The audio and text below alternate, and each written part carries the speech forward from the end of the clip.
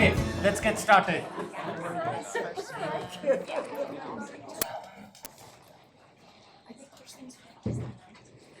Okay, good afternoon.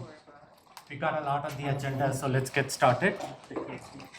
It is May 3rd, 2023. Hard to believe that it's already, we are into May.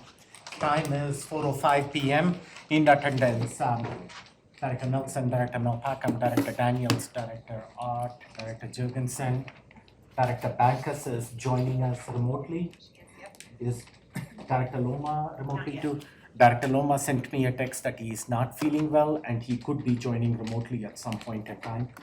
He's not going to be in person. If he joins remotely, let me know so I can let the audience know. Okay, the first item on the agenda moving on is going to be the demographer study. And we have several administration people in attendance. Superintendent Gall, yeah, there he is. He is joining us right now. So Superintendent Gall, I'll hand it over to you. The first item on the agenda is demographic study, so you can make the introductions. I will make the introductions. Shannon is joining us, has completed the report for the demographer study. And I'll let him get most of the high points because there are some really interesting things that we've learned about the changing community that we have. It is a yes and so we just have to be really careful that we don't pull it apart and make it a no but. We do have a decreasing population set in the state of Colorado for children to educate over time and predicted to be that in the future. We have less people that are marrying, we have less people that marry that have less numbers of kids, so the baby boomer generation is beyond us. But we have a really unique situation in District 11 where we can stem our losses, that even though we would be smaller in the end, we would actually be larger than we are today. So that's the yes and that I want people to kind of see. So when you hear, now Director Jurgensen is doing his best to break this. We're doing our part over here, people. And number 4. At 4 children.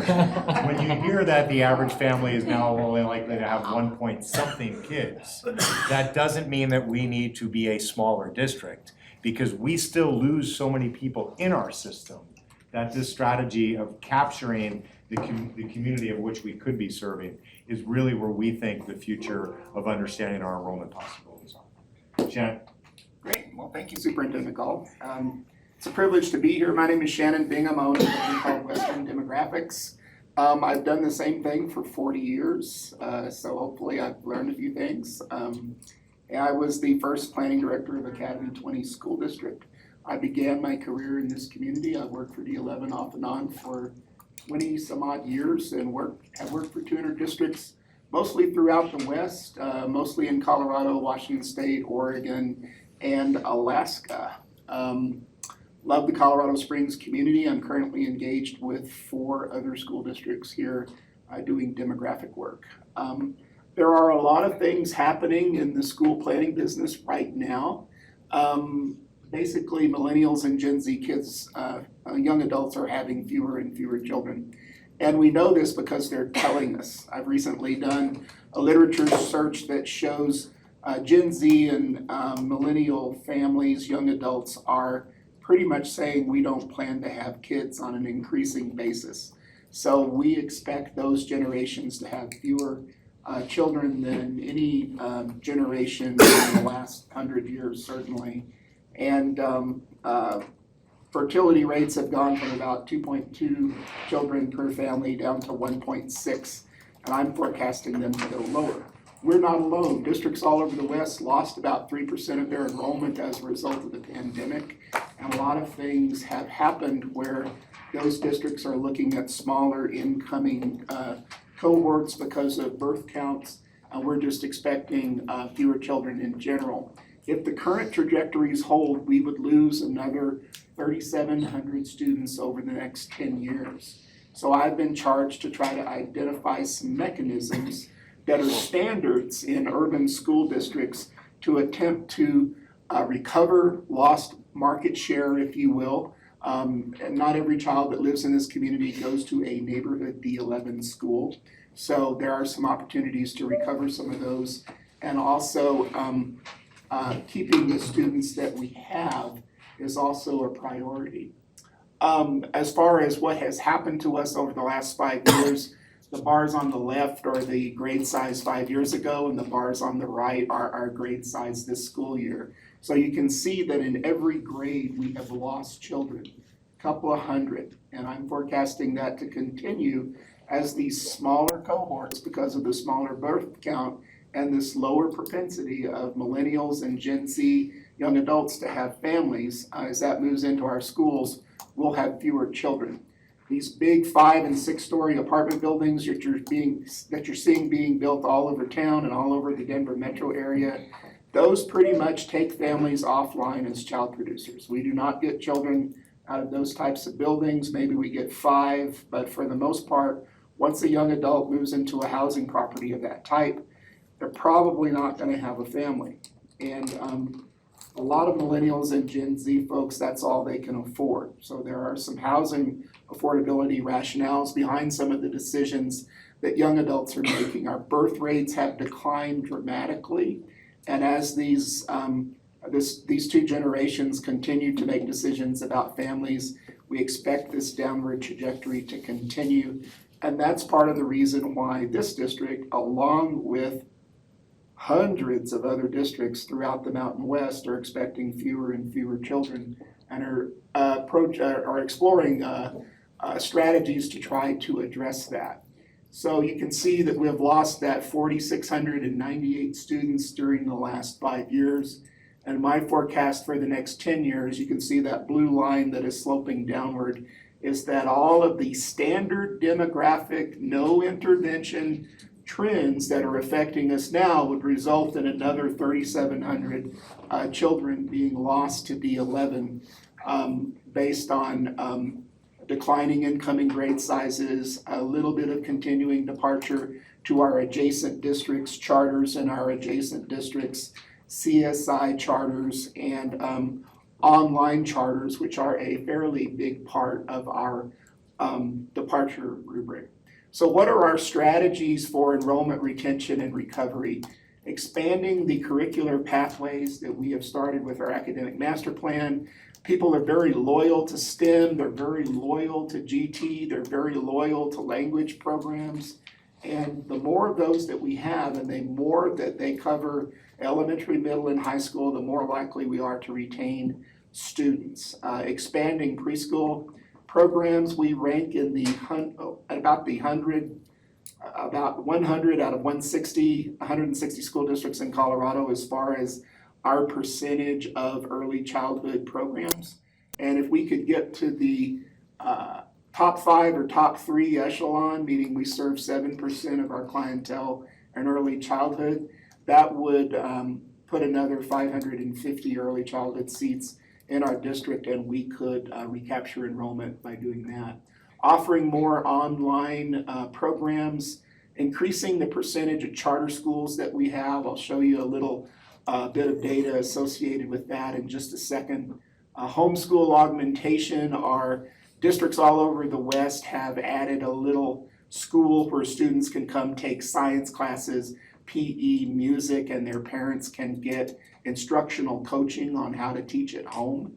And a lot of those districts get those dollars associated with offering a child 0.15 FTE of daily instruction. And so a lot of districts see that as a revenue source. The look of our schools, the majority of our capital plan is 55 to 60 years old. So we need to continue with high quality renovations like what we did at Adams, because millennials are making decisions based on what they see. They look at these buildings, they see old buildings that haven't been touched in quite some time, and they're making a decision whether they want their children in those buildings based upon how they look. And we think it's important to improve the curb appeal of our buildings, and other districts have been really successful in making these things happen. Fast-track facelifts are one way that we could get a lot of these things done fairly quickly. A lot of these buildings are older buildings reaching the end of their useful lives, and so adding paint and awnings and vinyl signs and more dramatic treatments than what we're doing now that make those buildings look a little bit more exciting is a mechanism that a lot of districts are using to get excitement, retain customers, and capture the interest of millennial and Gen Z families. I think an icon on the outside of our buildings that would tell people looking at the buildings from the outside what's inside would be extremely helpful, so have a little sample of what that would look like. So here are all the types of pathways that we currently offer and things that can be expanded. There are some exemplars at the bottom of districts that have K through 12 deployment of those in 5 or 6 buildings, and they really address those customers very effectively. Right now, we are probably 10th in the total number of early childhood seats that we have, and I'm suggesting that with some of the universal PK money and the fact that we have quite a bit of available space in the district, we could increase that and maybe hang on to some of those customers for kindergarten and first.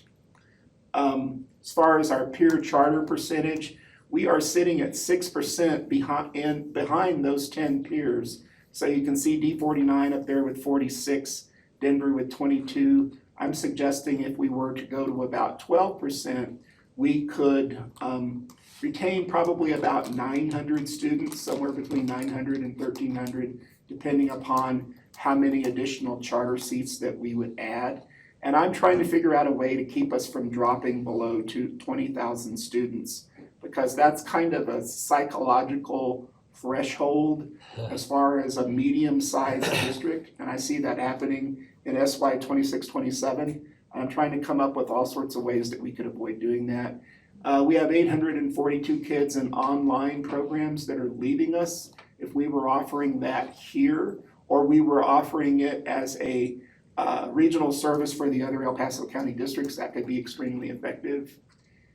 High quality renovations, this is what millennials and Gen Z families are looking for. They're looking for a school that looks good, that is new, that is exciting. As far as fast track facelifts, these are things that districts who have less resources are doing very quickly to give a little bit of color, give a little bit of interest, tell a little bit of a story about some of their older buildings. You can see SIVA in the upper left-hand corner as one of our own that has done a really good job of their exterior identity.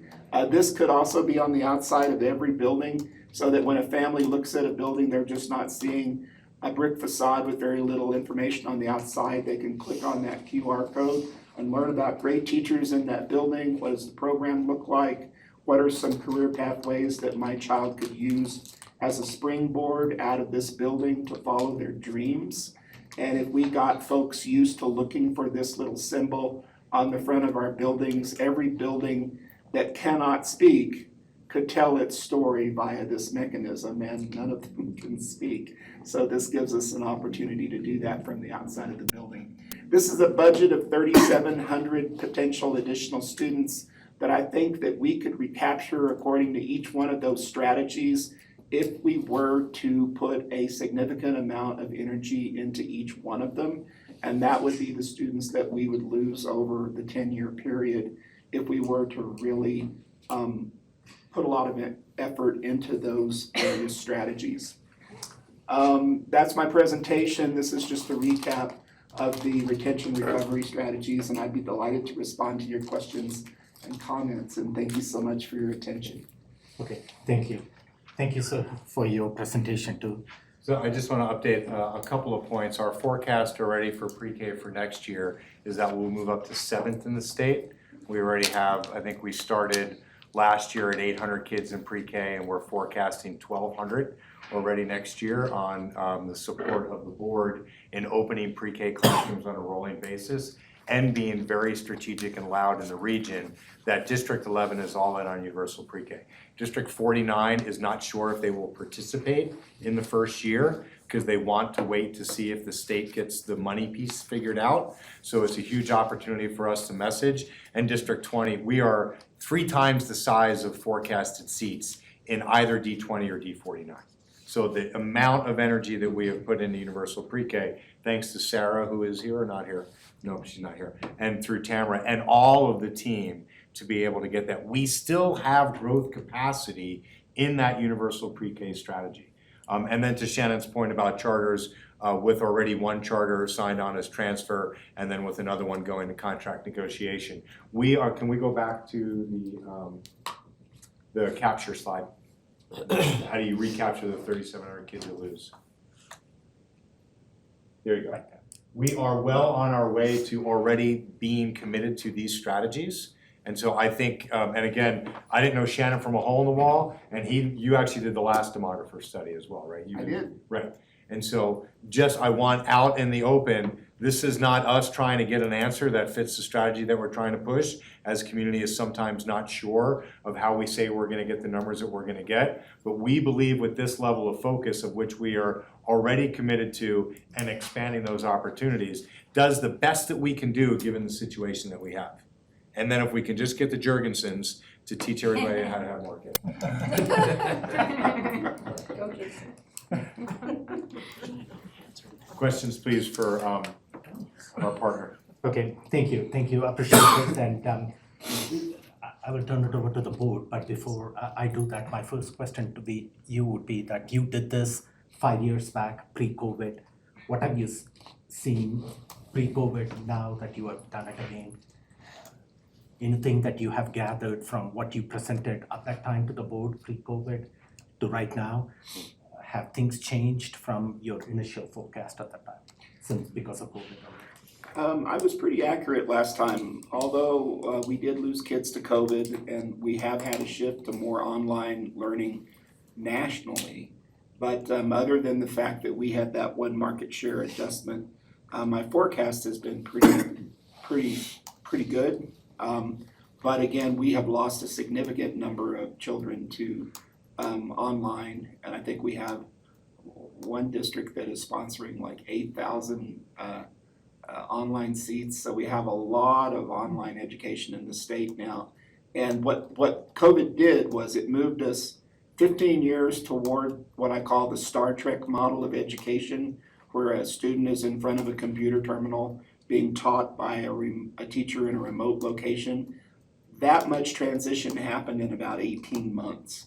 And it happened all over the West. So I'm working with districts all over the West, in Bellevue, Washington, in Issaquah, Washington, Anchorage, Alaska, Mesa 51 out in Grand Junction. Other districts, the kids did not come back. And also in Cherry Creek and in Douglas County, the children did not come back. So we lost, I think, 1,500 in Creek, and we lost 1,900 in Douglas County. And the majority of those children were captured by the online system. A lot of those children were very involved in gaming culture, and so their learning style is very much aligned with the remote model, and so that wound up being a pretty good fit as those children's parents defined it and as they defined it, and a lot of them have remained. And a lot of the online providers have business plans, they have marketing people, they have drop-in centers, they have consultants that give advice on how to be effective and recruit more children. And they're really going after holding on to what they gained during COVID and not surrendering it back to in-person learning. And a lot of them are going to continue to grow as they develop that instructional style. And unfortunately, it's affecting some districts' neighborhood programs pretty dramatically all over the West. If you can go to that slide that had that online breakup for, that one, the one before. Yes, that one. So these are the students from District 11 that are choosing other. So what's going on with that Byers 32J where we are losing 633 students? That is 3 charter school programs that have 3 separate schools, elementary, middle, and high school. So I think they have 9 separate online programs, and they're drawing from all over the state. And it's not run by, Byers School District people. It is essentially a charter that is sponsored by that school board. Durango 9R is Colorado Connections. They have about 1,000 students. 27J has another campus of Colorado Connections that is specific 27J, but draws from all over the state. So that's another online program with 1,000 students. Branson Reorganized is out in eastern Colorado, as is Julesburg, and they draw from all over the state. Okay, So these are multi-district online opportunities of where families aren't worried about the authorization or how you get to it. It's a program that fits their personal needs. Yeah. And so I will use as an example, we had a student athlete that won a state competition at an unnamed high school who participates in sports at that high school, but attends an online school outside of our district. Mhm. And so really, and can you go back to the distribution slide again that I talked about earlier? What Shannon is recommending our strategy be is the district that lost via choice now become the district that wins via choice. How do we hammer home that we can be a choice destination for families? These are all about specific choices. We have been very monolithic in thinking over the last 10 years that people have choiced out. It's very, to see that there was several hundred children in a district that we can't even find on a map means that somebody's grabbing that market. They're not grabbing that market because they're transporting kids in a yellow bus at $20 or $25 an hour of salary. They're saying there's a market out there that they will get, and what's the funding, David? How much do you get for an online kid and how much does it cost? Like it's a huge coup to a district on the funding that you get compared to, it's a market. It's just a market. It doesn't mean that what we're doing in the preponderance of our schools and our strategy right now is wrong. It just means how much breadth of choice are we willing to go after strategically? And it's clear, as listed almost by order of opportunity, where those opportunities are and where our attention is paid. I have, no, and so we'll leave that for conversation. But No, this is helping us drive where we believe the bang for the buck might be. None of these are assurances. We are using data to inform strategic decisions based upon current trends. and to just follow up on that, I think the online student per pupil funding doesn't even fall in the 5-year enrollment averaging. It just gets added at the end as. I think it's taken off the top. Yeah, It's so- not calculated yeah. in The more students that we add to online, it's going to benefit the district.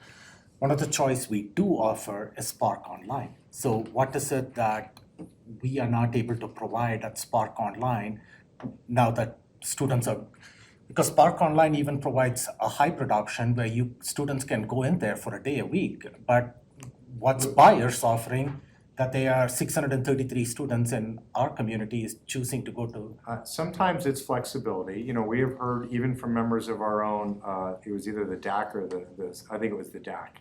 They have sports programs, which again goes back to the one family I talked about. Some of the online schools have much more flexibility. We see Spark as a hybrid school.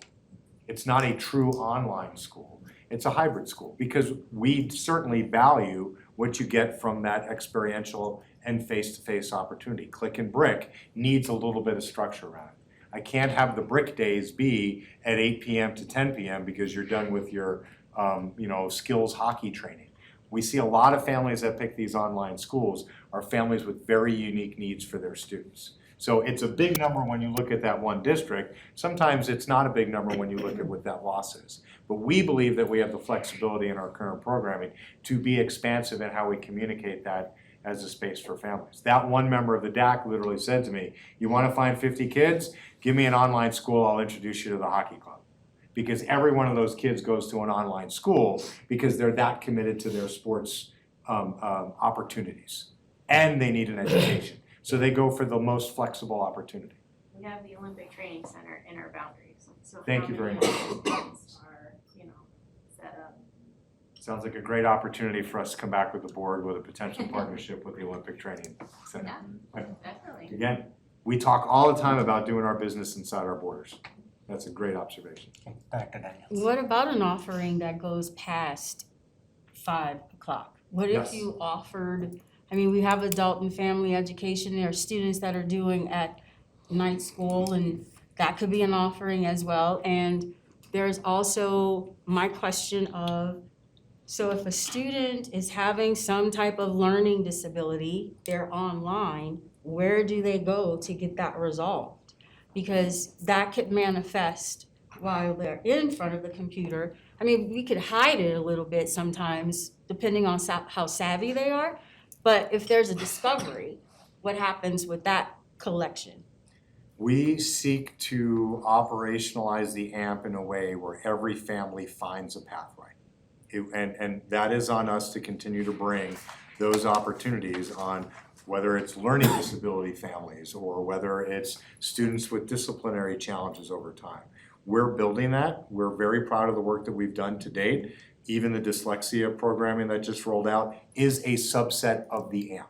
The academic master plan seeking to meet, and I think you all know this because you're the ones that approve the budget.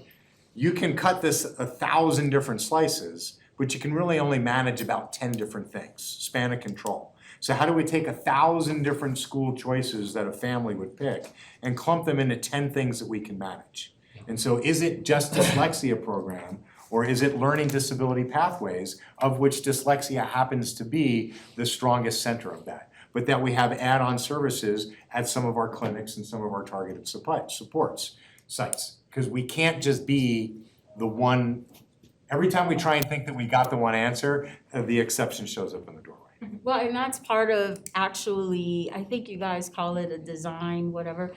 That's part of being somewhat of a place where you can put ideas up there and not judge it, but just figure out what does that look like, what would it take. I think, and when we talk about Spark, that happened because of the pandemic. That idea is just birthing. It's not that it's a new concept, it's just we couldn't get to it until that moment. So there are other scenarios where, depending on how things are broken, you can't get to it because you're starting over. Then you stop. Then you start over again. Then you stop, which costs more resources. And coming back and do another demographic report. If we stop here, you'll be back in another 5 years. So we have to make sure that if we're gonna start, we're truly starting. And we are not like interfering with the work so it can continue on. So I know that it's a lot.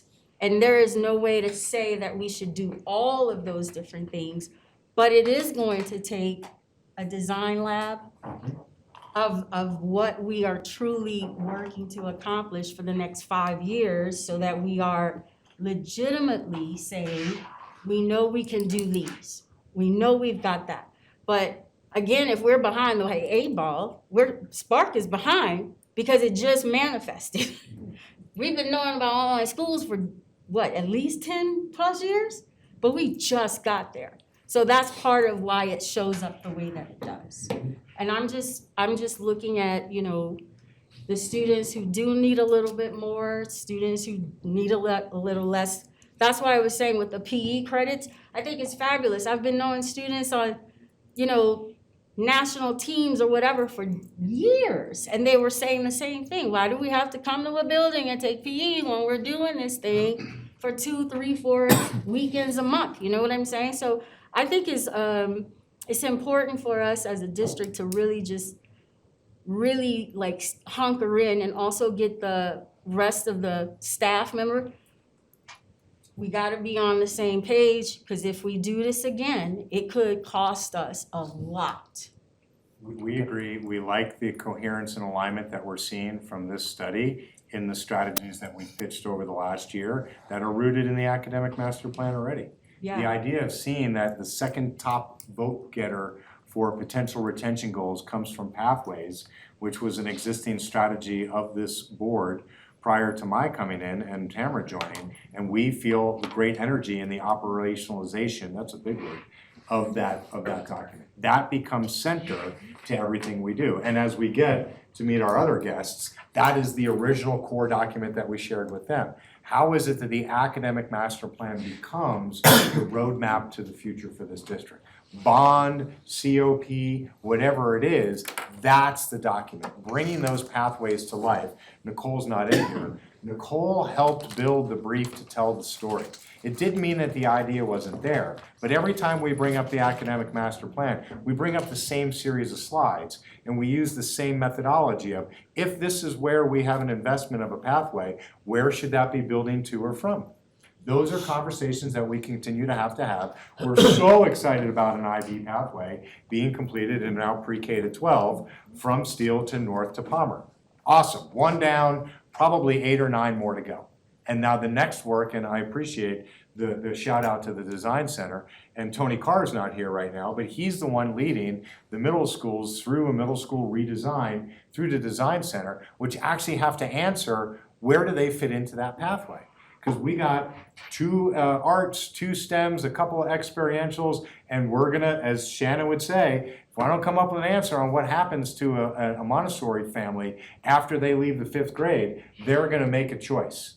If we don't have the right logical choice for them, or what we believe is the 80% solution, then that's bad on us. But that happens now in middle school redesign. And the nice thing is, we already have such strong programming happening in pockets of our comprehensive high schools and centered at Wasson, in the Wasson campus, is we really, if we get the middle school part right, it's really easy to complete a STEM pathway at Coronado because they're building robots there. But right now, we leave that a little bit to chance. And I'm not just touting Coronado, but the Suzuki 123 just reminds me. I said to Gabe, I said, look, whatever you do this year with Suzuki, just have a concert that you host at Coronado. And I said, it doesn't mean that you couldn't put the little bleachers up in your little cafeterium that we have back there at Bristol. Take those families to Coronado. And when I went there for their STEAM night the other night, a week ago, he said to me, he goes, that was a great idea. Because parents said, my kid's gonna be first violin at Coronado. That's 8 years from now. But I promise you, as the father, I almost said the husband of my son, the musician, the father of a musician, when he finally made first chair in college, the first thing he did is call me. He says, I didn't get it in high school, but I finally got my crap together. I'm first violin. Like, families will be all in on that. Kids who go to Bristol, who play at Coronado, will make a logical connection that that's their pathway. The completion of the pathways is on us in partnership with the board. That has to be the preponderance of our work over this summer and this next year. That it's clear to families. To put an icon on a building that says, I don't know where you should go in the 6th grade, it doesn't help to have the icon. We need the icon that says, if your child was interested in this part of the school, here's the next logical place for you to go, and bling, it pre-builds the email or gives you the phone number or whatever.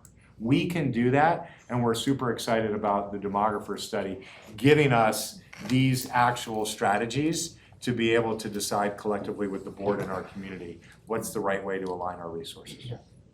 Dr. Jurgens. Perfect segue, because I was at a Land Sharks track meet on Sunday for my little guy, and met with a friend and a brother who's a realtor here in town. They live off Old North End, and their daughter's moving to high school next year. And I said, well, what are you thinking? And he had no idea the concurrent enrollment stuff we have. He had no idea the CTE stuff we had. And so a lot of it is, maybe not on this, maybe more the icon information links, but a lot of it is bragging about the stuff we do have. Because, I mean, he was flabbergasted. And I said, look, if you just talk to your daughter, see what she's interested in. Excuse me, I'm a little stuffed up. And then give me that information, email me as a board member, and I will get you to the right people to let you know what might be some good fits for her, just to confirm. So we have this happening, and that was just a random conversation with the brother of my friend. So, if that's happening there, it's happening in other places. And so if we can get that information out of, hey, you want to go get an associate's degree with your high school diploma? Click here, or go there, or consider this. You want to go be an airplane mechanic through high school? Go here. I think it's a huge piece. The other thing that I saw, and I appreciate Mr. Gall framing the conversation on the onset here, because I read that cover letter and it was like a cold slap in the face. I was like, oh, okay, well, this is going to be real. And so reading through the rest of the 65 pages, but what gets me is still on page 12, the fact that we are, we've leveled off, but we're still seeing 10,300 students who live in our boundaries and choose to do something different. So I think I'd like to see that somewhere captured on, that recapture piece. if that's just the pathways and best first instruction, or if it's the AMP and, academic, excellence, more than it already is, good going to great. I think that's another place where we could bring kids back to our district. So just a comment there on that 10,000 kids that I think we can still capture. You done? Yep. Yeah, and I come to you. I completely agree with what my thoughts were the same thing. You talked about the decreased birth rate and all those things. That's fine. We can't do anything about that unless we send Vice President Jurgensen on a communication. All joking aside, when you look at the market share, we are only capturing little over 55% of the market share of the students that are there in the district. Right. So the rest 40, and that used to be in the 80s, in 2009, What slide are and you on? what's that? What slide are you on? Page 12, figure 18. In the full report, not on this report. Page, We don't have this one. yeah, page 12, figure 18.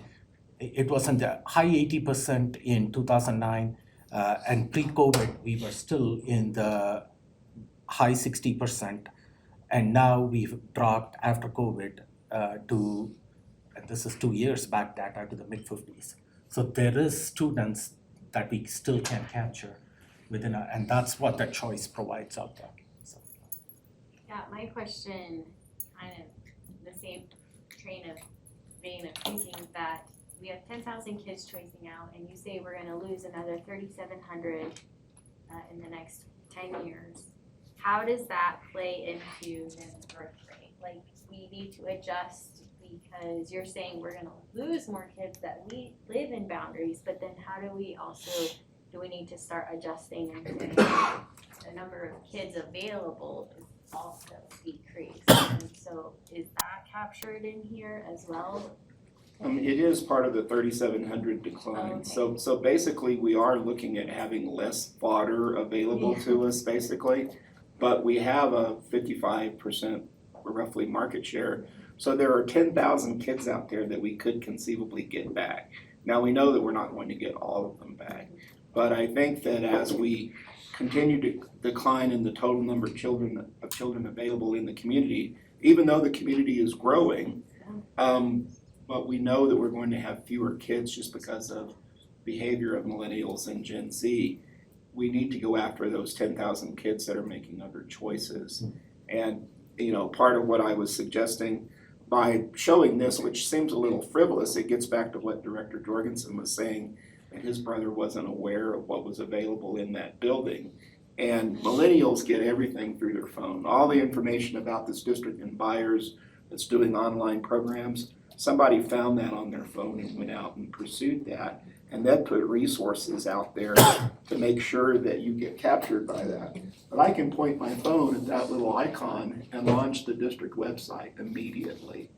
So when I do that right now, here's the D11 website coming up. So that is really how millennials gather information. They collect everything through their phone, and they're very visual. And that's why the curb appeal of these buildings is a problem, because they have so many choices. Now more than ever before in the history of parenting, Gen Z and millennial families have so many choices, and they're used to having a dog and pony show rolled out for them to help them make a decision. And I think that we need to take the resources that we have from an informational standpoint and a pathway standpoint that aren't visible and make them more manifested on the outsides of these buildings, on billboards that talk about STEM and D11, and all you see is that and a caption that says, interested in science, technology, engineering, and math, ? Oh, well, let's find out. And then you get a wealth of information that comes to you that you can take with you. And I just think that as we start having little mysterious characters around with little mysterious QR codes that are telling stories, it'll be kind of fun for people to kind of find out more about what might be available. And I think that could generate some excitement and some interest, and it could make some of our best planning and our best efforts bear fruit as we try to bridge the gap of how do we get people aware of what we're doing. It's that awareness idea that I think is really important. Go ahead, So just, finish it. I want to circle back to the idea of doing the facelifts and remodels to capture people as well. And I agree that young parents, when they walk into a building, there is going to be a factor of the look and feel of the building. But I also think we all know this, the academics is probably the bigger piece of the puzzle, because when you look at, say, for example, Trailblazer, it is a new building. It is shiny, bright, shiny object. So, and yet their enrollment is struggling. They're doing great academically, so I don't really know. I guess I kind of just Some of it's a Technically not valid, mismatch, but- right? So remember, we're still obligated, and Shannon didn't really get into this, but we're still built, our buildings are built on a boundary system of which the state has, for all intents and purposes, abandoned. We're a choice system, and choice is really about access to families who can provide that access. So there's a great inequity to choice, which is transportation. So as we have built our systems, 80% of the market share of the boundary for Trailblazer is attending Trailblazer, and they are woefully underutilized as a building. The quality of experience that's happening at Trailblazer is second to none. They won one of the, what was the award that they won in the governor's? Best of the Springs. Best of the Springs. And I think, aren't they also on the governor's list for something? They were distinguished for improvement. Right, great. And so they have the quality of education that's going there, but we have, remember, our ship turns very slowly. That building was built, 20 years ago? When we were a boundary system. 2007. So almost 20 years ago. Thank you, Lyman.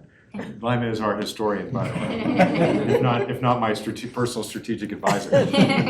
And so then I do think we just have to think a little bit more creatively about space. We're and not. how do we, Go ahead. sorry, No, you're fine. how do we attract, because I recognize they have a boundary that is actually very small. There's not a lot of market share for them to capture within their or they are capturing the market share in their boundaries.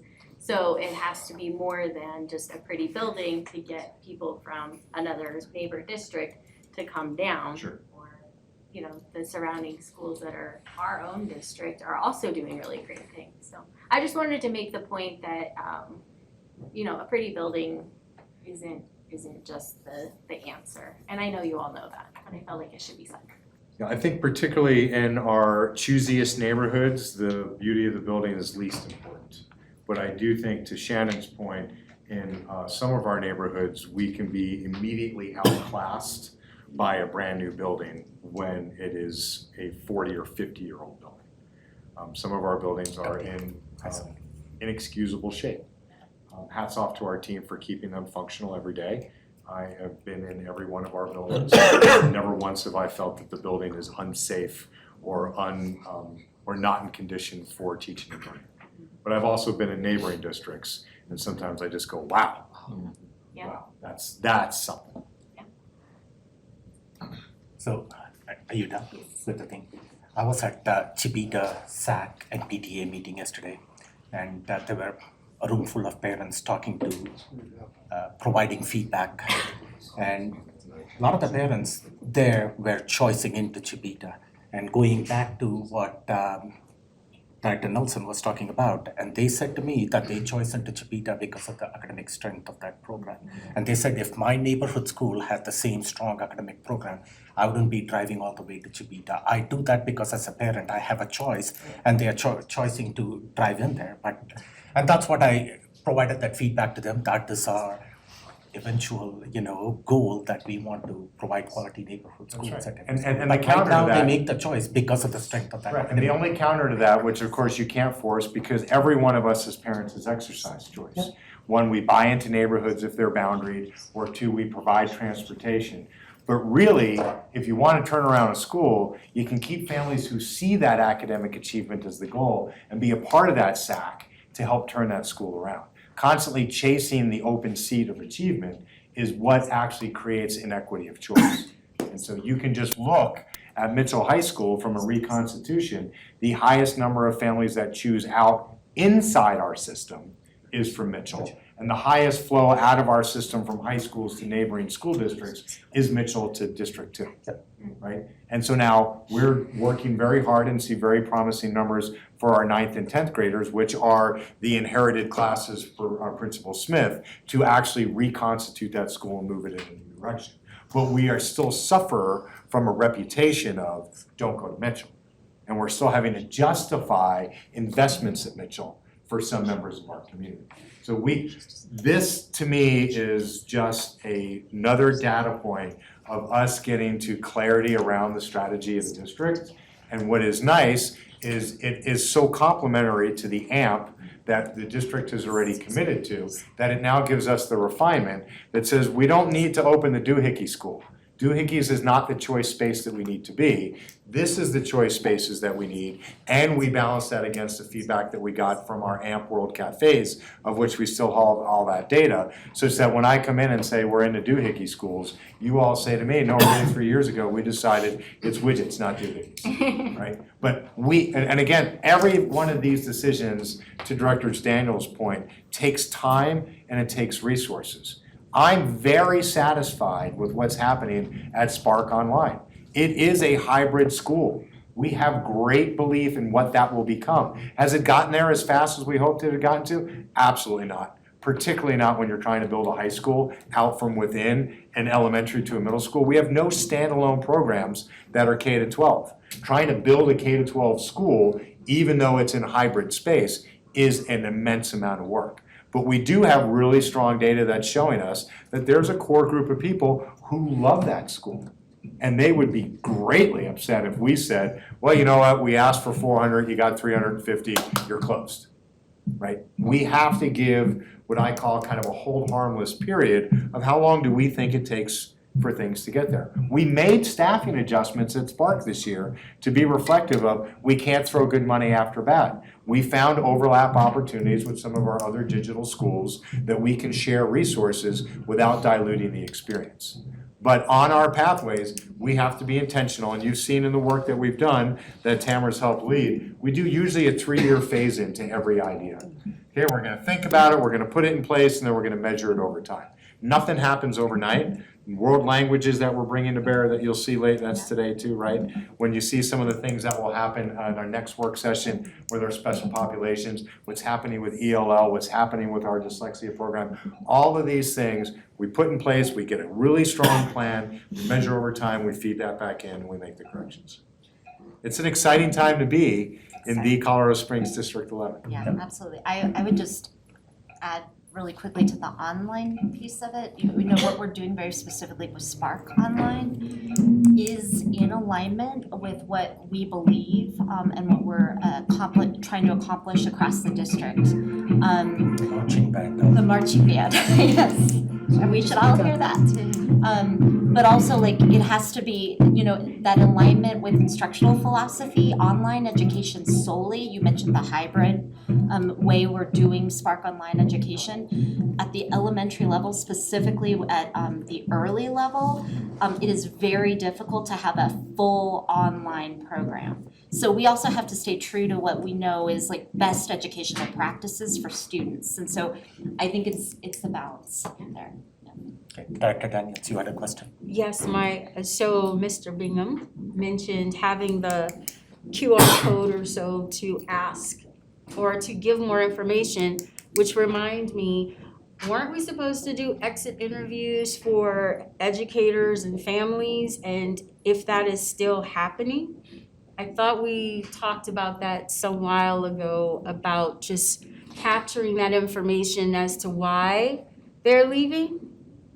So I I'll thought ask we were David doing from enrollment. I'm not sure if you were here at the time. I know that, you know what I mean, like, We've been talking about that, Yeah. why the parents, Yeah. choose kids out of the thing. Most of the was- time we say that parents don't respond back to those type of exit interview. They've left the district already without. What do we do in that regard? Correct, yeah, so it's not an interview, but we do have a survey link that we capture that for withdrawing families.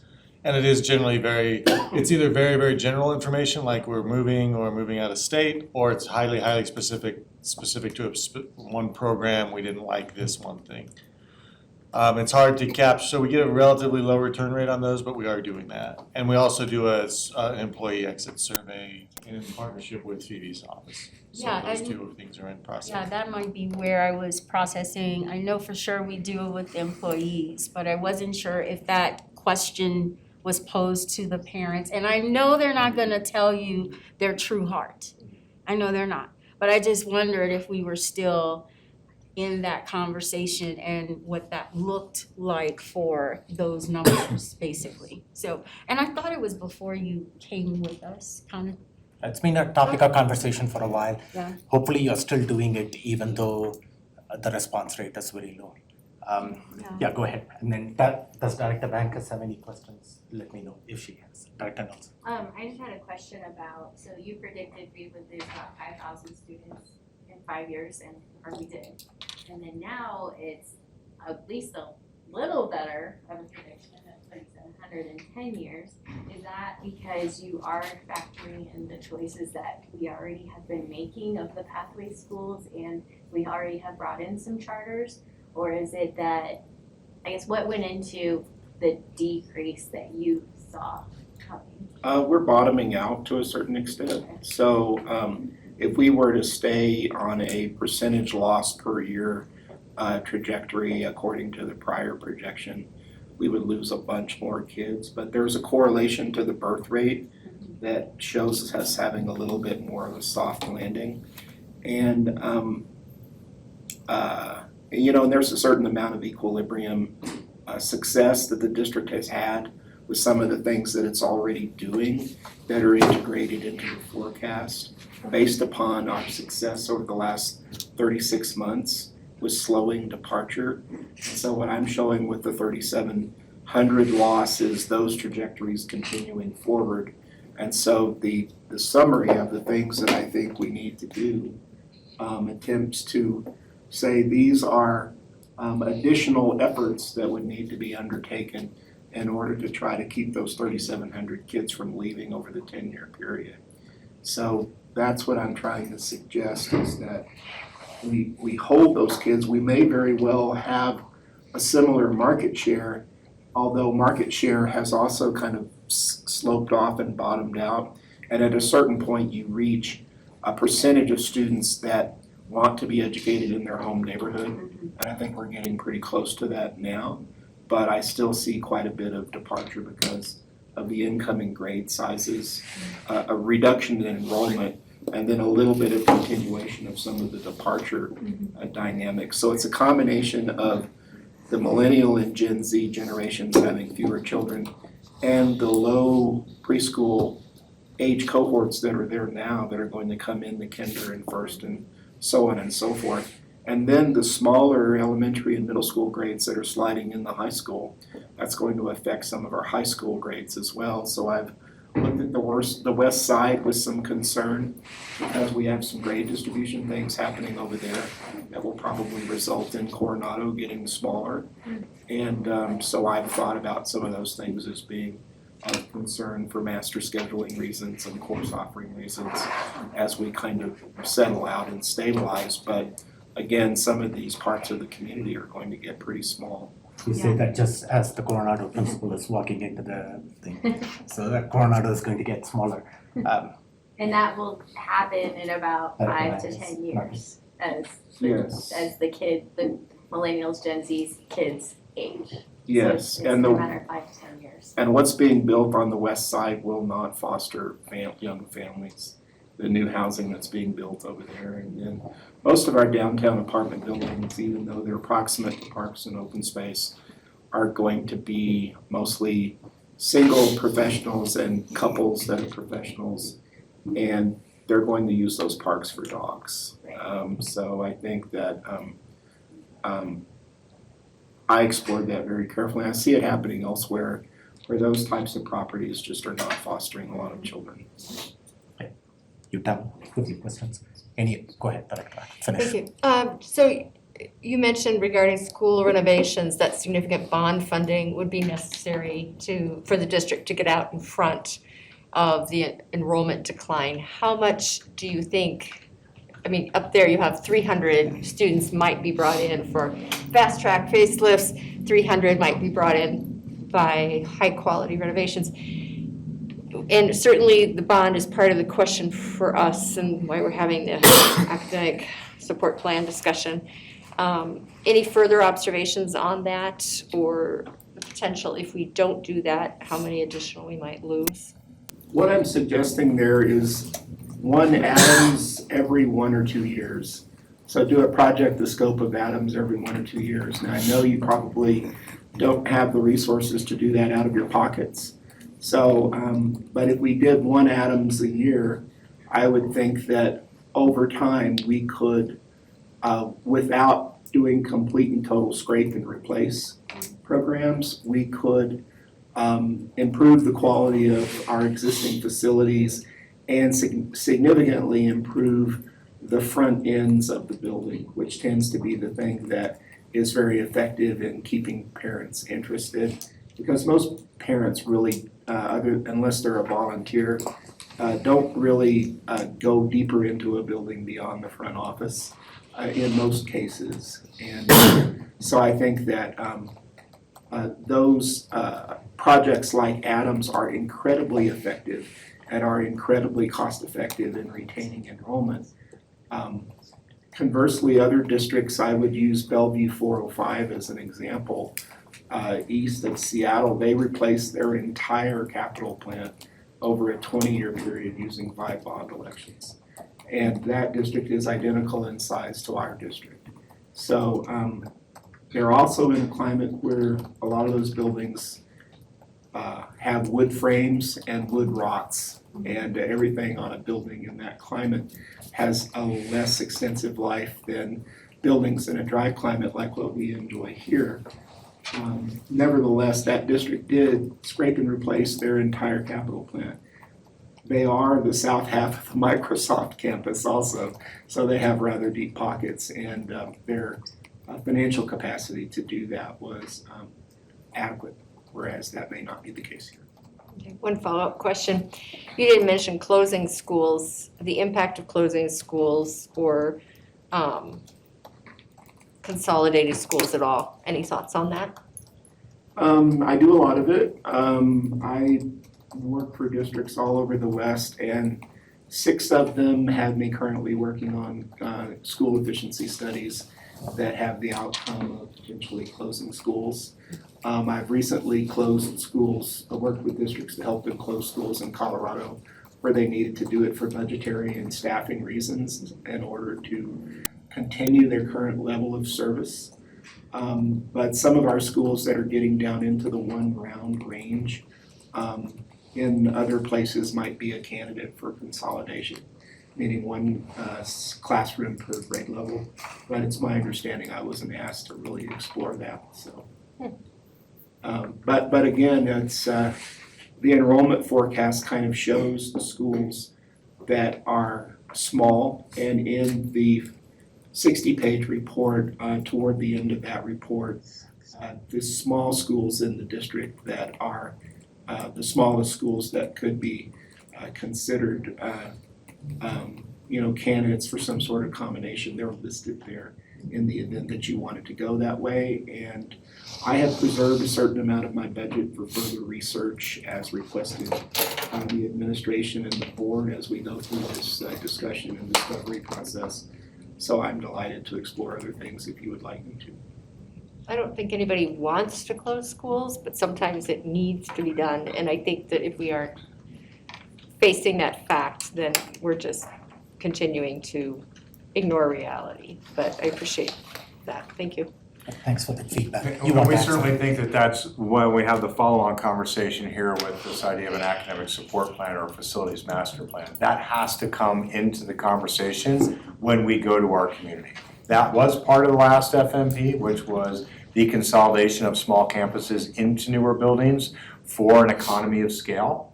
And we hope that this next conversation becomes complementary to that opportunity as the board decides when and where they want to go for a bond with what type of underlying message.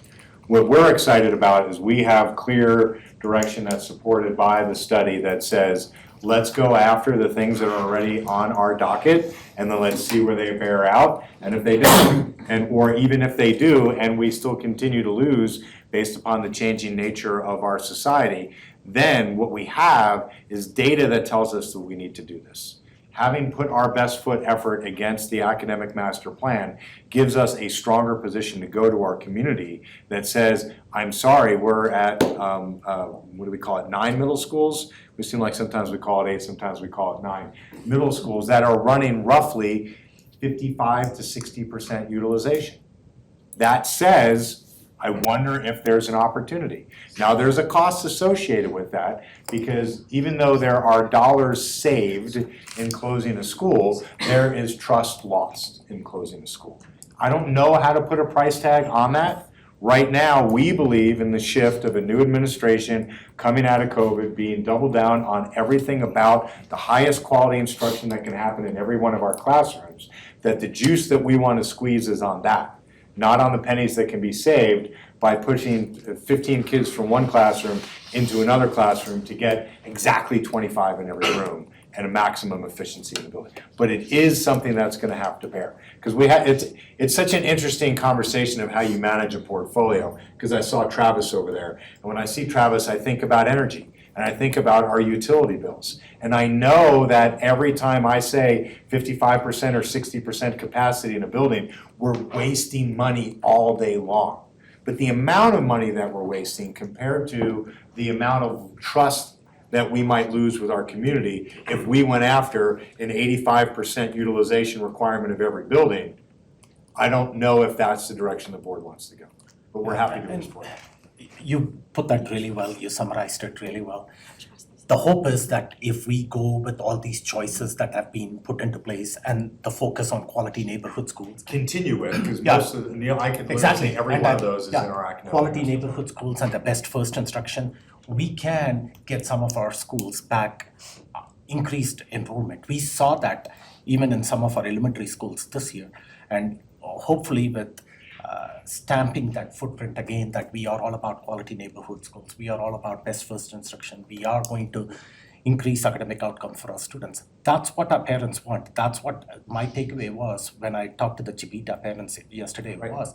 That's the emphasis, along with pathways, along with the various options. I'm glad that some of the choices that you identified, we are already doing it. The charter schools strategy that you were talking about, that we are at 6% as a school district, that's been there forever, for 10 or 12 years. And this year, the board collectively, now all board members are on alignment with it. We just approved SELA Charter Academy last week, which is going to increase 600 more students of the 900 students that you want for next year into the enrollment. And there are a lot of things other than that, the AMP pathways, we are doing it right now. Well, quickly, Superintendent Gall, some of the other things that are there, what are we doing as far as homeschool augmentation? Is there any plan for next year? I know that there was talk about using Spark for that. Yeah, and so we do believe we have the multi-district online, we do have the ability now to use it that way. I'm gonna confirm with my team. Yeah, so Spark is multi-district online. They are, currently, they have for the last few months been running focus groups with homeschool families from across the region. They will be launching a program next year that will support students K through 8. Great. That's awesome. So hopefully we can capture some of those homeschool students part-time or whatever it is out there. And then I know that we set aside some money for what he talked about, which are the facelifts of this and curb appeal. All that is going to happen over the summer, so all the dollars that we programmed as part of the fund balance task force are on schedule for completion as forecast in the first year's buy. We moved some things, we allocated $50 million worth of spend in yearly tranches. That first year is on track. Yeah, I think it came recently where we added not even the was it the vacancy fund balance money we set aside about for painting our buildings and curb appeal landscaping. I was at Trailblazer this weekend and they used some of their curb appeal money. They have a mural going in on their ramp that comes up and it was beautiful. It was fabulous. Perfect. And it was then- designed by the students and the community and it, Yeah. represents what they want to be seen as a school. Yeah, the bond is a conversation for later on, when the board decides that's the right thing to do. But whatever we can do in quick, fast-track facelifts, the vinyl banners or whatever it is that is making it a little bit more We had the attractive. marquee signs, The we marquee had signs. standard signage across the district. Those things are all in motion and we appreciate the board and the community's support. And the icon too, if we can put a koala bear, We're not a working with- koala bear, We're working but- with Deborah to understand how to do that, and so if you just think about some of the ways online we've been telling our pathway stories, how do we bring that now into a handheld?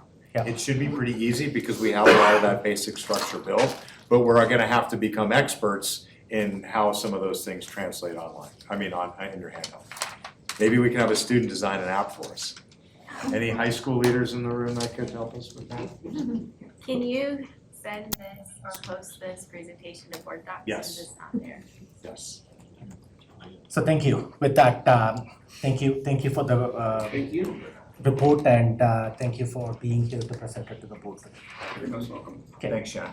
Moving on to the second item, this was the academic support plan. This conversation came up at the board meeting last week. The board wanted a little bit better understanding of the scope of the work.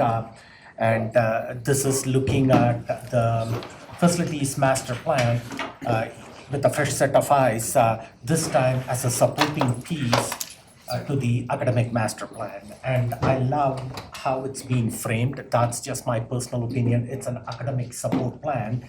Everything that we do is focused, centered on academics, and the facilities is going to support the academic plan. With that, I'll turn it over. Just prior to the introduction, just a re-apology. I did send a text message to all the board members last week.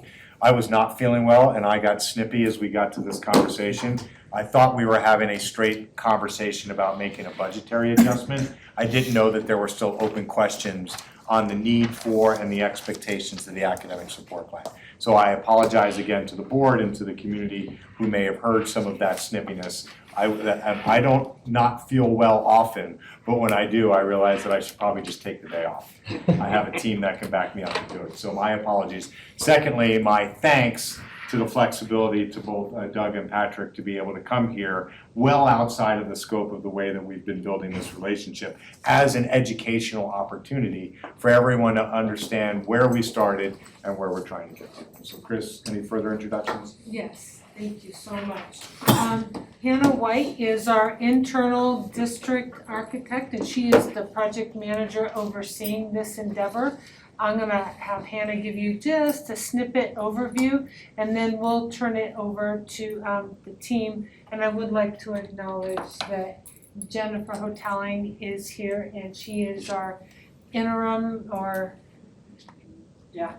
capital project program leader. So with that, go ahead. So I'm just gonna give a basic overview of the scope of the project and the deliverables, and then Doug and Patrick will tell you how they're gonna get there. So as we've mentioned before, this is the opportunity to align our facilities with the academic master plan. And it's not just the academic master plan, it's educational adequacy across the entire district. So facility assessments and things like that will be very quickly. The scope of work, which I hope you all had a chance to read, it was provided. But in summary, it's basically a lot of data gathering through the FME that we've already done, community engagement events, interviews with executive leadership, and incorporating the demographic study, the energy audit that's happening, a lot of data gathering. And then they will develop a report that is basically reiterating the data. It will also have visualizations, not exactly designs, but visualizations of what we could do to support academics. The deliverables, it's gonna include 3 scenarios. And it'll include a detailed project list. The first one is a path forward, including alignment, but basically keeping the doors open. The second one is a plan based on a bigger impact and potential additional funding. We have not predetermined what that amount would be or even what a medium amount could be.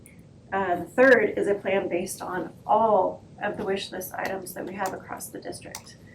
And that's about all I had. I do want to invite the board to the community engagement events, the 15th through the 18th. They have actually been posted on our website as of earlier today. The email that's going to go out through the D11 loop inviting all parents, staff, and students to these events hopefully will go out soon.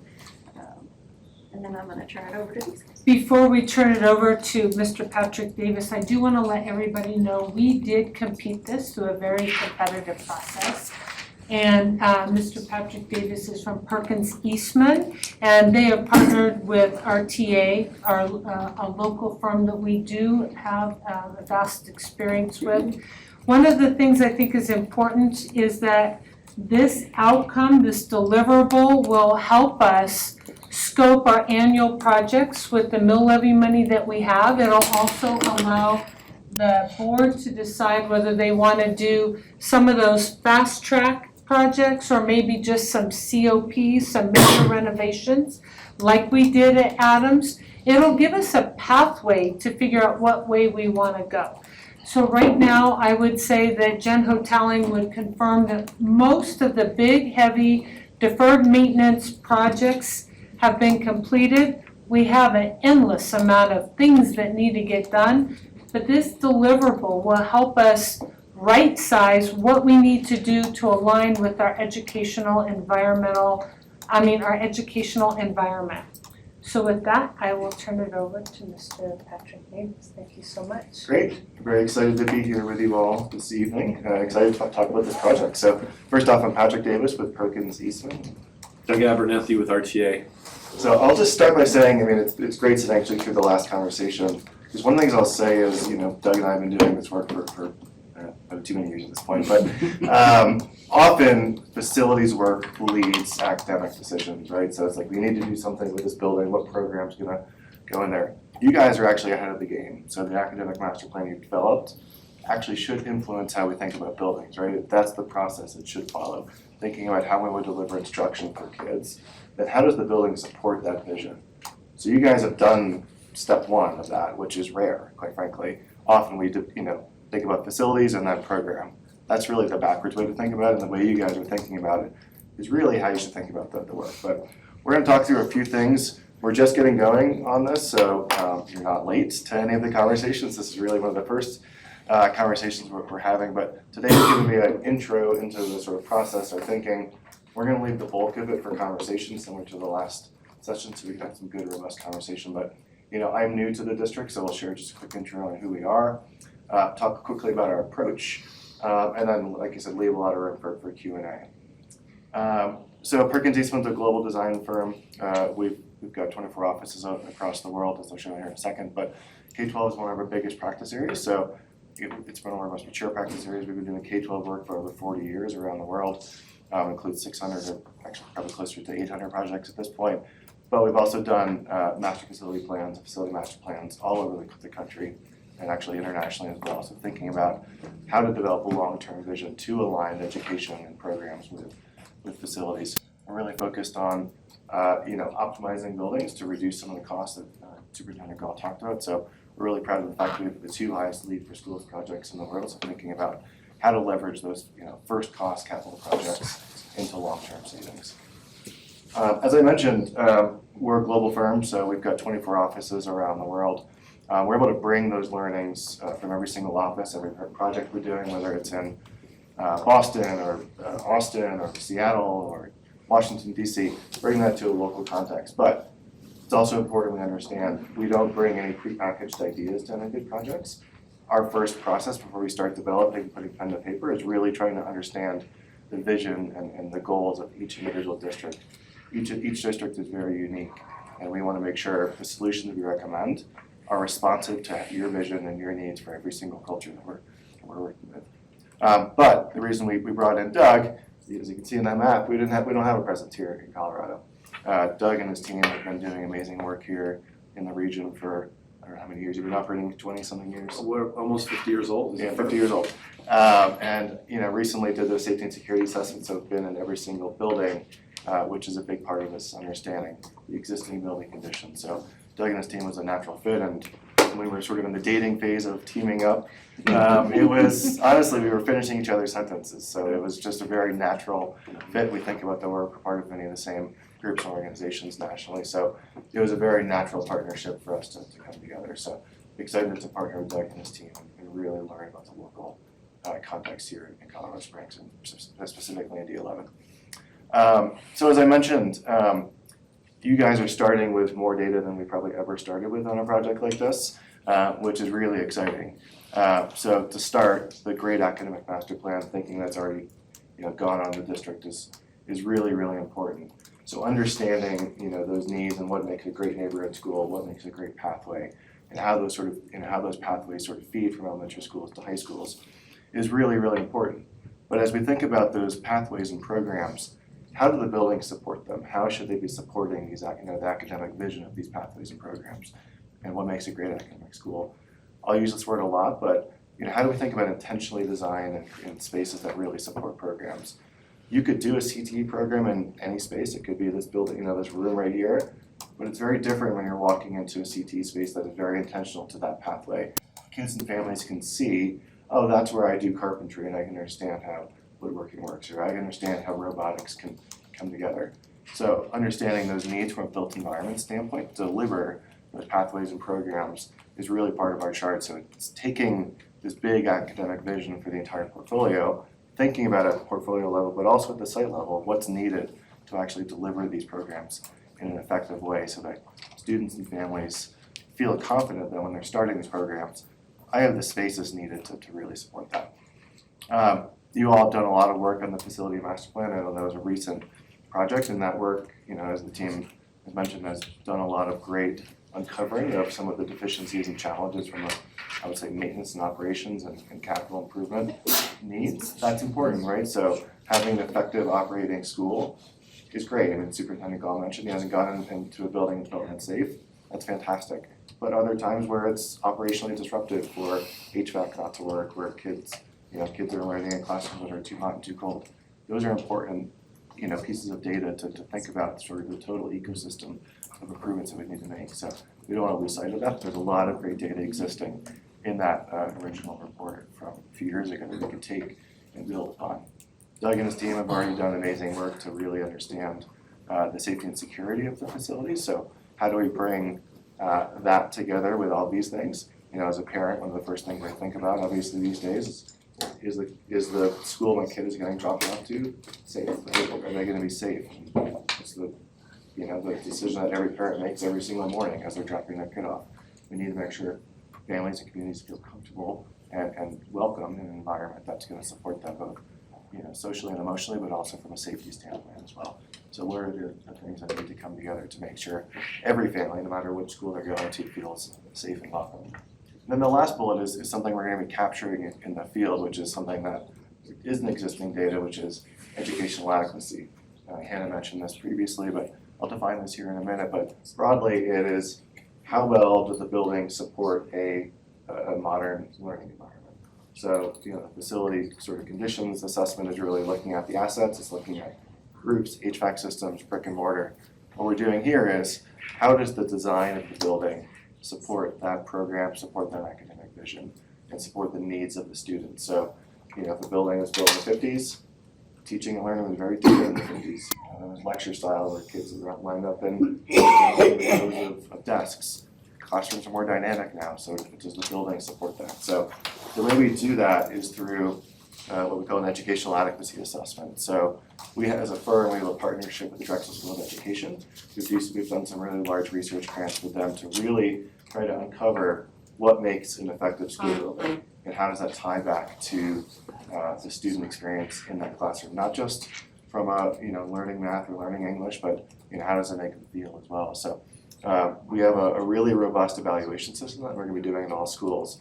And what this will be doing is telling us across the portfolio and at the site level, are there areas we need to think about from an educational improvement standpoint in terms of how the buildings can support instruction. So we have a 240 metric evaluation system that we run through at every single building, and it looks at a lot of different things. So we were talking about the experience of arrival to a school, what that sort of first impression means. So we've got a lot of questions about what's that arrival experience like? Is the entrance clear and you know, evident to parents, right? Is it clear, I know where to go? Is it welcoming? Are the grounds well maintained? So is there civic presence? So, you know, you're part of an urban context here. Do these schools feel like they fit into the neighborhood and sort of feel welcoming for the neighborhood to come to? So we started our assessments outside of the buildings. Then we'll sort of build on the work that Doug and team have already done.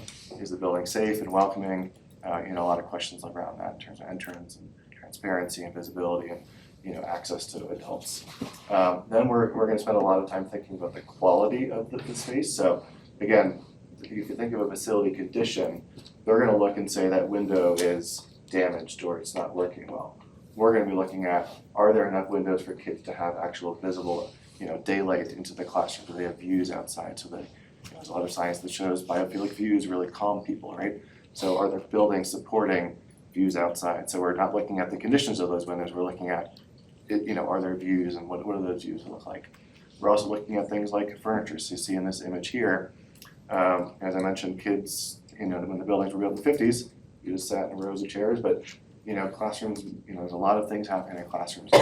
We've all come to acknowledge that kids all learn differently, right? Some kids, my son is very active, he likes to wiggle and move, and that's okay, that's just how you learn. So, you know, having a diverse set of furniture in a classroom is important so that we're supporting individual needs of students. So questions on supporting furniture and things like that. Are the rooms appropriate sizes to deliver the instruction that our teachers wanted to give? So do you have space for small group learning in a classroom? Do you have space for individual reading? Do you have space for project-based learning? All these things are happening in classrooms and the buildings need to support that. So we'll do a lot of evaluations on classrooms. We're gonna look at how well organized the campuses are. So, you know, where are the adults in the campus? Are there counselor suites that need to be accessible for students? Are those in appropriate locations? So thinking about the organization of the building. And then I think we think a lot about buildings in terms of impacts on kids, but we also want to think about the staff in the buildings too. The ability for staff to collaborate. Are there spaces for them to come together and learn together and teach and really learn from each other? So thinking about the support spaces and you know, outside the traditional classroom where teachers can come together and learn together and teach each other. So we really try to take a holistic approach to understanding what a building should be for kids, staff, and community, and, you know, run that through a really rigorous evaluation system. And what that's going to do is going to give us a really robust set of data to, you know, bring, you know, tack on to the things we've talked about in terms of identifying needs. So a need very well may be replace a roof. That's a need. Maybe you need to replace roofs if they're failing. But we also may need to identify, well, this pathway doesn't have the space needed to really deliver, you know, rigorous instruction for whatever pathway it is, whether it's STEM or, you know, robotics or outdoor learning or, you know, whatever it is, they need space to actually deliver that program with efficiency and really the way the program's supposed to be done. So this tool will help us uncover some of that data and really understand if the academic master plan can fit and be supported in existing buildings. So our challenge and opportunity, I guess is how I would frame it, is how do we bring all these pieces of data together in a way that makes sense, right? So ultimately, we need, as a team, need to take all this, you know, thousands of pieces of data, and it's not just data, it's contextual observations, it's interviews, feedback, it's all these things come together in a way that we can actually create the scenarios that we've signed up to do. And one of the ways we do that is through our engagement process, you know, things like we're having tonight, but also, you know, the sessions we're going to be having in a few weeks or a week and a half with the community. Broadly, we need to think about the priorities of the district, right? There's going to be a laundry list of things that we could do across the entire portfolio. You've got a lot of buildings, that means there's a lot of needs, right? So how do we start thinking about the priorities of the district? And how do we use those priorities and values to help shape some of these strategies? So when we're developing these strategies, if it's unanimous that XYZ principle is agreed upon by 100% of the people, which never happens, but let's just say it happens magically. Everyone agrees to this. Well, we know when we're developing these scenarios, we need to make sure we're picking projects that align to XYZ, which is supporting a pathway program, for example. That is that's a principle that everyone agrees to. Or if we're thinking about these projects, we need to make sure they're geographically distributed across the district. So that's another priority and principle. So, all of these things we're gonna get feedback on are gonna help shape how we develop these scenarios. It's gonna be as simple as it looks on this graphic, I can guarantee you that. But it's gonna be done through conversation and a lot of evaluation and trying and testing a lot of different things. We're showing 3 scenarios here, but I talked about, we're gonna be developing probably hundreds of scenarios just internally to understand, how do we sort of reach our goals through different iterations and different ideas to get there. So we want to keep this relatively short, A, because we're just getting going, but also B, we want to leave a lot of time for conversation. So I think that is our lesson. I'll just sort of end on our firm's tagline, which is human by design. It's really our ethos. It's really trying to understand how the built environment impacts people, which I think is our charge here. It's really how do the buildings impact the teachers, impact students, impact the communities, and how do we make broad or targeted improvements to help achieve those goals. So I'll pause and obviously take as many questions as you guys have. Okay. Again, just super excited to be here. Thank you, appreciate that. Doug, do you have anything more to add? Okay, No, you're good. no. Okay. Have you guys had a working relationship before this? Like, Only for a few months, just some introductions and just through the conversations that were leading up before the RFP came out for this, and it was just sort of a natural fit, so. okay. It's interesting, so one of the studies that we actually referenced in the safety and security assessment that we did for the district actually referenced research that's been done by Perkins and Eastman over the last 10 years. And so it was sort of an easy natural fit just because we've known about the research that Perkins and Eastman's done, nationally and worldwide, doing K-12. And like you said, we go to some of the same conferences, we see some of the same data. Well, some of that data is, of course, coming from Perkins and Eastman that we're referencing. So yeah, it was a really easy fit. I was just happy someone read the reports that we put out. Yeah, and I see on the District 11 page, the town hall meetings, the dates and the times are announced. It's coming really quickly, and hope Deborah can share it with the greater community through an email too, so people have an idea that this is coming up. Yeah, Go ahead. can I just add one quick thing Sure. about that? I think one of the really key things we want to do as part of that session is listen. As I mentioned before, we really put pen to paper. Our job is to understand your sort of vision and needs broadly, but also the communities, right? And really try to, and so part of that will be going through some, really focused engagement sessions to get feedback on principles and values. What do they value in a school? What do they value in a system? So getting some of that feedback initially so we can help inform those principles that are going to guide the process. So a lot of that will be a lot of back and forth conversation with community members that show up. We'll obviously introduce the project and give people an overview, but most of it actually be listening and hearing that feedback. Go ahead. So I think my question might be more for Sophia or Mr. Ball in that it might be a shift that I need to make in my own thinking, that when I think about academic master plan, I'm thinking about more specifically the pathway schools, and we have, I was trying to think, is it 8? If you count STEM. For Ever increasing number. I mean, now we're adding an IB elementary, so we can count that, but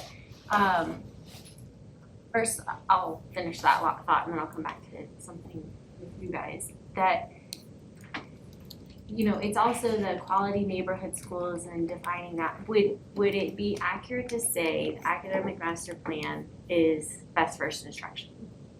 Is the dyslexia programming? Because this is what I'm saying, I probably need to change how I'm thinking about the academic master plan, because I have it very much pinned to the pathway schools, but I probably need to. It is expansive, and where are you, Sherry? Sherry remembers our first conversation last year I said, is there a complement to a quality neighborhood school and a pathway, or as presented in the first version of the AMP, are they in conflict with each other?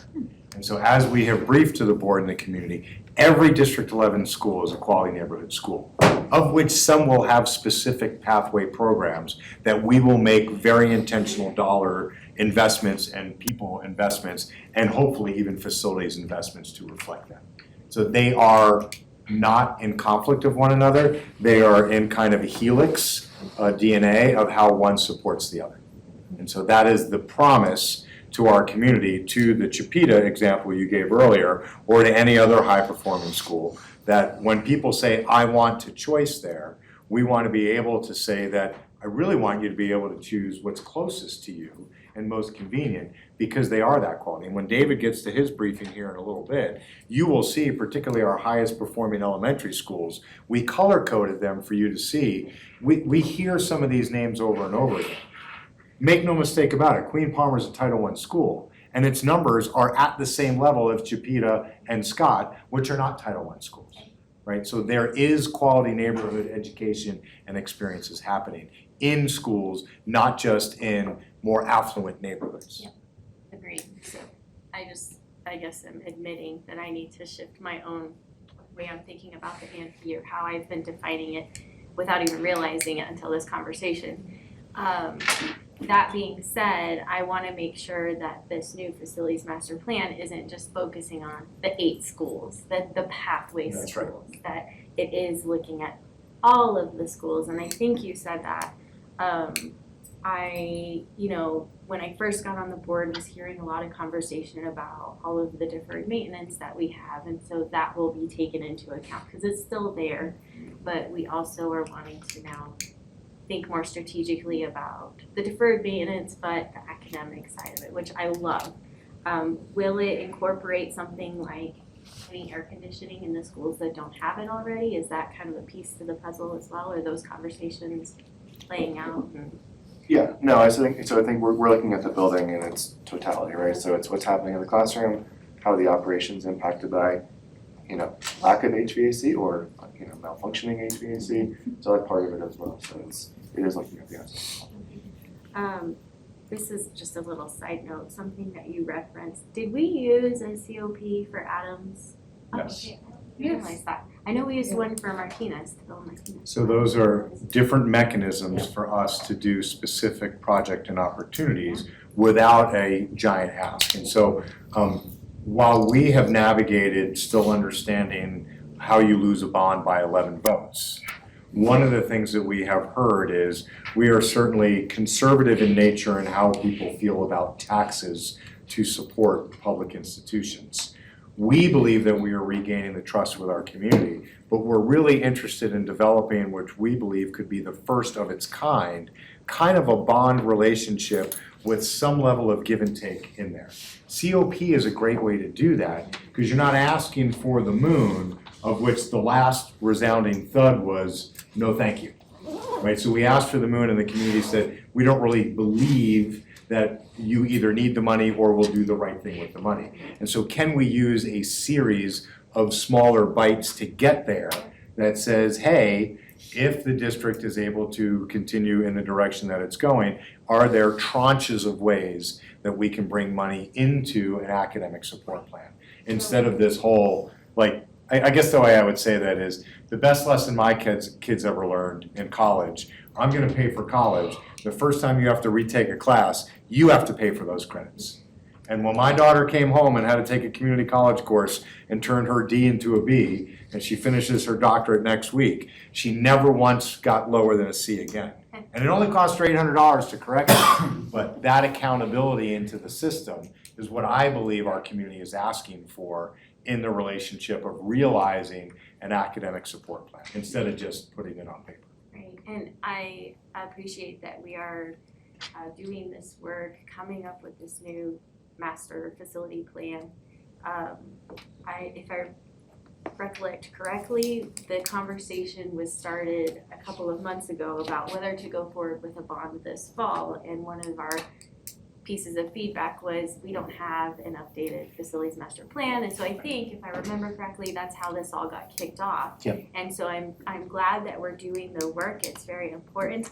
I want to make sure speaking to the trust piece, I feel you said that we're not late to the conversation, but I feel a little late to the conversation in that we're having a town hall next week to get feedback from the community. I didn't realize we were moving that quickly down this path. And I just wanna make sure that we're doing it well, and just my own experience of what's going on with my kids' school and concerts and things that are happening at the end of the year, trying to finish off my last couple of school tours at the last minute that I didn't get to yet, I'm admitting this year. Like, it's tough getting into the schools, people are busy, so I am a little nervous that we maybe are doing some of these things at maybe not quite the right time of year. That would be my feedback of, even when I look at the schedule, at the bottom of page 2 where it talks about a completed draft by July 1st, I mean, that's amazing, but I just wonder what's the hurry? Because, would it be wiser to go slow to go fast in this case and maybe have these town hall conversations? It sounds like the ball's already rolling. I don't know if we can even change it now, but would it make more sense to do that conversation in the fall when families are not swamped with all the things that are happening at the end of the year? And so the obligation that we made to the board in this process, and I appreciate you bringing that back up, Director Nelson, was to give the board the information to make the decision in June of did they or did they not want to consider a bond for November of '23. We can certainly change the schedule and or even keep the current schedule and then adapt it if in June you feel like that either wasn't robust enough or wide enough for getting that feedback that you need more input from the community. The schedule doesn't have to be lockstep. The draft that we asked this partnership to come with was a skeleton of this is what we believe it would look like to inform that decision. It's not everything will be completely ready, and then if you decide not to do it, it's going to become stale because it waits another year. We're just trying to get to an intersection point for the board to make that decision. If the board has made that decision, we will take that back and modify to ensure that we are having the most reflective opportunities with our community. And I don't wanna dismiss the work that's being done right now. I mean, I'm very grateful that you guys are taking this on and trying to meet this deadline. So please don't feel like, well, what did we do this all for? That's not what I'm saying at all. I just wanna make sure, I guess, that we are engaging parents and are we providing opportunities for that to happen in the realistic timing that they can. Director Nelson, if I may, one thing that I would say, and I was thinking about this in terms of preparing, Chief Oden had asked us to put together information of what we would need to see happen with the AMP connected to FMP so that she could provide that to you all. And while this feels rushed, it's actually built off to Superintendent Scull's point earlier, calling out Sherry in her former position, lots of engagement and lots of previous work. Okay. So like when I was able to put together and work on what we would need from a facility and functional need, very much to your questions in terms of quality neighborhood schools, and you've seen through our updates in AMP, right, we've talked about the attributes of what we would see in a quality neighborhood school. So then what does that mean from a facility and functional needs standpoint, what we would need to see? But then also from all the pathway work, right, from the ongoing community engagement and conversation for each one of those areas and the work they've been doing to build out their plans, what would they need from a facility and functional needs? And then to add on to that, when President Mel Packham was talking earlier about some of the initial funding that we've already that you all have allocated to do some pre-work, that's connected to our demographer conversation. We have, based on that, some identified areas that align to the AMP, but also can help with the things that were called out there. So this does feel fast, but But actually, in the grand scheme of things, of the work that's been happening, it's not. It's a good reminder that we're not starting from scratch here. You guys have a lot that you already worked. That reminder. And if you haven't been to RTA to see examples, I know that Mr. Davis showed some examples as well, but to bring the locality of it, when you look at some of the renderings of the buildings that RTA is responsible for in Colorado right now, you immediately get that connection of how much more inviting for an academic experience a space can be if it is just human by design. And so I will just use the modular furniture that, thank you to the board for supporting, that we bought in earlier in this year, and how much it has changed the functionality of this room. The other tables were movable, but they were not easily movable.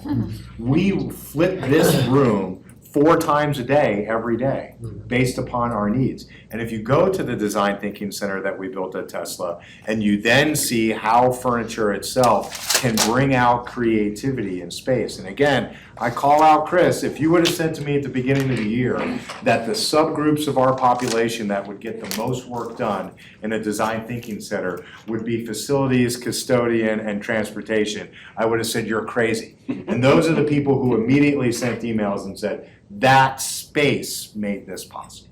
It's that space as well. So space can be a place that we often overlook and often conflate with expense. You don't have to, and if I connect back to Shannon's earlier comments, facelifts certainly curb appeal, but facelifts inside buildings as well can happen at a much, much lower cost than having to raise the building and do $400 per square feet, which is about the going number right now for a brand new building. We can make those investments strategically over time. And you mentioned both Adams and Martinez are beautiful buildings. And when you walk in, they just have an incredible feel of this is an investment of our community into the shared responsibility of educators. And one of the meetings is at Adams. Yeah, smart move. So my first note from the academic master plan and the steering committee was 2/1/2001. And I brought this notebook specifically because it has like 8 pages of those meeting notes from Darren and Sherry and others, and Dwayne and others that have participated, that's sort of building on all of that information. Tamara and I talked about it a little bit over the last year. And so there's a lot of data here that will help inform it. It's just that disconnect has been there. Like Patrick said, we don't typically see this. There's very few districts. Patrick has a national perspective, even in Colorado for us, working in 70 districts across the state, we don't typically see a really thoughtful academic master plan to inform facilities.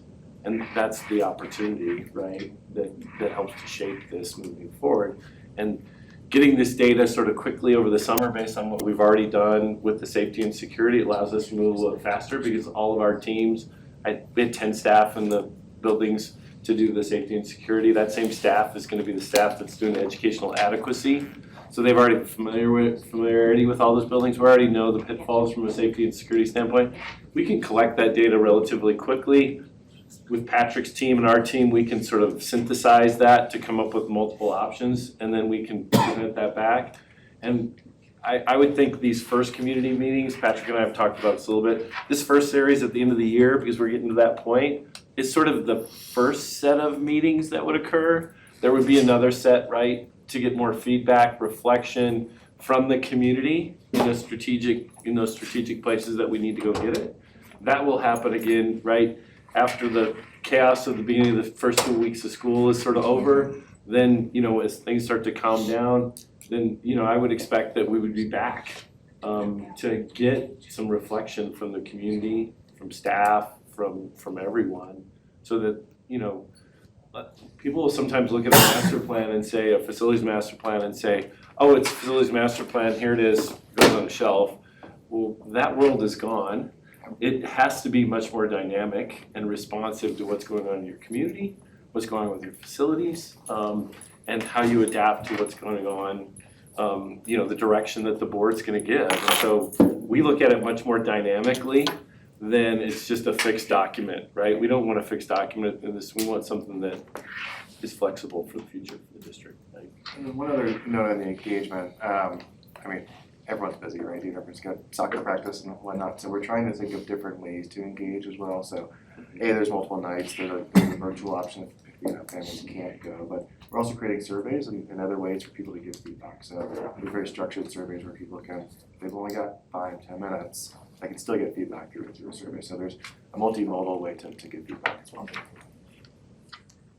you talk about your other involvement with the district? Well, I think most folks know, but so I have 2 children that Chapita, Holmes, and Mr. Smith School, Coronado, and my youngest is a junior right now at Coronado. And so my wife is a teacher at Holmes Middle School and has been for over 12 years, so I'm heavily invested in the district. And I welcome the opportunity to sort of help Patrick and his team be successful in this process. But I've also served with Lyman for 3 or 4 years on the capacity committee and helped sort of with Lyman and others rewrite sort of the capacity model for the district. And so I think the alignment there, and we've talked a lot over the last several years about separating academic master plan and academic goals for the district from capacity, and I think we've been successful in sort of doing that. And then Mr. Smith, because our daughters played volleyball together and he twisted my arm, I've been the SAC chair for 4 years now at Coronado. You were the SAC chair when I was there. So 5 5 years. years. You know, 5 or 6. yeah, he's the problem. Thank you for So- serving it all. No, absolutely. We both believe high quality schools deliver high quality communities and support high quality communities. And if we want those things, then we need to support them. And so I feel an obligation, as a D11 parent, right, to support the district, so. I mean, it's very exciting. I'm not at all saying we shouldn't do this. That is not what I'm saying at all. I just- feel better, so I'm taking any feedback into it. It's very exciting work. I just wanted to make sure that we weren't rushing too much and maybe the community would, I want them to be on board. And just to elaborate on what Director Nelson is talking about, I'm glad to hear that when the schools come back in August, you still plan on doing some of the community engagements that we talked about. Yeah, I don't think we'll get the appropriate feedback, right? You can talk about that. We will see how the engagement is in the May meetings, and if parents are caught up in graduations and into the years this and participation is limited, then we certainly need to. The end outcome is 2 of the scenarios talk about going for a bond. And so we need to earn the trust of the community that there is buy-in, that their feedback is being input into this plan, so that's. I would structure that a little bit differently. I think it's identification of potential projects. It's kind of agnostic in terms of the funding source. I think it's identifying lists, a broad sort of scale is sort of option, scenario 3 is the sort of the BMW or Tesla sort of everything you want to get. The middle one is, the middle ground where you kind of select and sort of going back to those priorities. These are the sort of key targeted projects that address those priorities.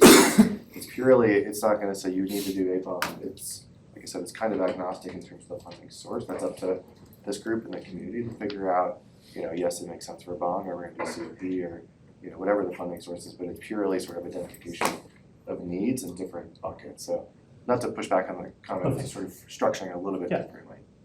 Do you want to add anything? Yes, sir.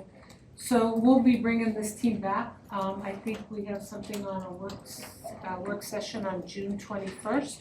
It'll show. Right now, I don't have anything scheduled for June 21st. Just letting you know. Okay. Okay. On the data calendar, I put a request out Yeah. for their presentation of their 75% deliverable. That's where they can come back and share out where they're at. Unless it's absolutely necessary, and I mentioned that to Melissa too about that, and the board too.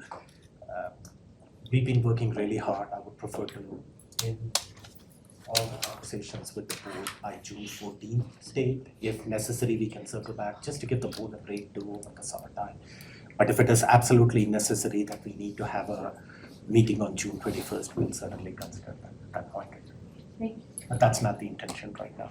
Any further comments or thoughts or questions on this topic? Can I add one more thing on Sure. engagement? We've talked about the community a lot. We also want to engage directly with teachers, and they're spending their entire day in the building, so understanding what's working for them, where the priorities are. So that'd be a part of this process as well, hearing structured engagement with teachers as well. Go ahead. Actually, yeah, so I looked online and then I went away from the page. Will there be a survey as well? Yes. Okay, I Yep. thought that was meant. I think it's gonna be in the email blast that goes out, so we'll Okay. introduce it, I'll be during the sessions in a week and a half, but people can fill it out at whenever's convenient, whether it's before the meeting, during the meeting, after the meeting. So that's the first sort of intro survey, to get priorities and, big picture, 50,000 foot ideas. Okay. Then there's gonna be other, engagement sessions and surveys to drill down on different types of ideas and scenarios and things like that. So there'll be multiple rounds of surveys. But the first one is prepared and will be part of that initial email plus the presentation in the week. One of the things I think that could, I don't want to say stall, but when we talk about big dreams and visions, and we are, I doubt anyone but Mr. Gall and you all have been to RTA to see the models. We don't know what we don't know for the vast majority of people in the district. And so that's where it's hard to dream bigger. So I think having some big ideas for us to relate to would be fabulous. Yeah, no, that's a great idea and a really great comment. And like you said, we know what we know, right? And I think as we're talking about these ideas and strategies, like here's a great example of what a robotics lab could look like. Here's a great example of what an entry could look like.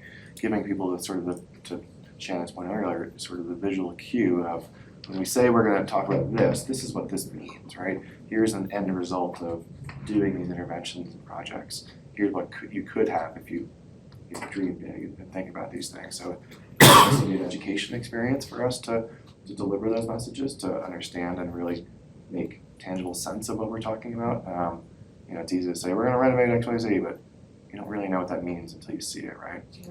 So giving some really visual, we're architecture firms and planning firms. We live in visual, representation of our work. So a lot of this will be very visual heavy, so people can rally around these ideas. Thank you. Director Bankus, do you have any thoughts or questions? Okay, hearing none. Okay, thank you. Thank you for coming and providing this feedback, and we look forward to the work that you guys are going to do and the engagement that is happening with the community. Just as you were speaking, I just saw the email that went out to the community announcing the town hall meetings and also the survey links. I did look at the table here. But yeah, and also probably. Can we get their presentation posted for us? Yes, so Melissa, thank you. Sorry, did you announce, Melissa, at the beginning? Okay, Did you want a 5-minute break? Yes. Is that what you said? yeah, that's what he asked for. So let's take a 5-minute break, and if it is okay with the board, let's take a 5-minute break and reconvene a little after 6 o'clock.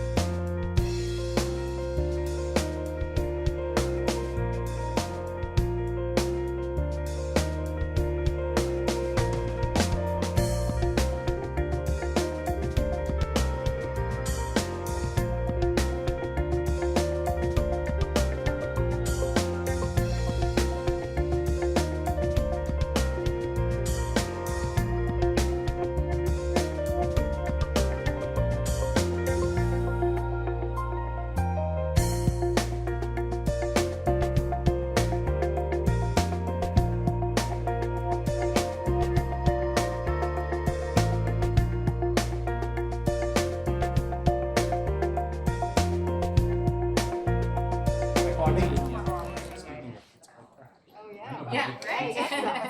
Yeah. That's for you. You know who made that? Haley got it. Oh, no. Hey, how are you? No, Good to see you.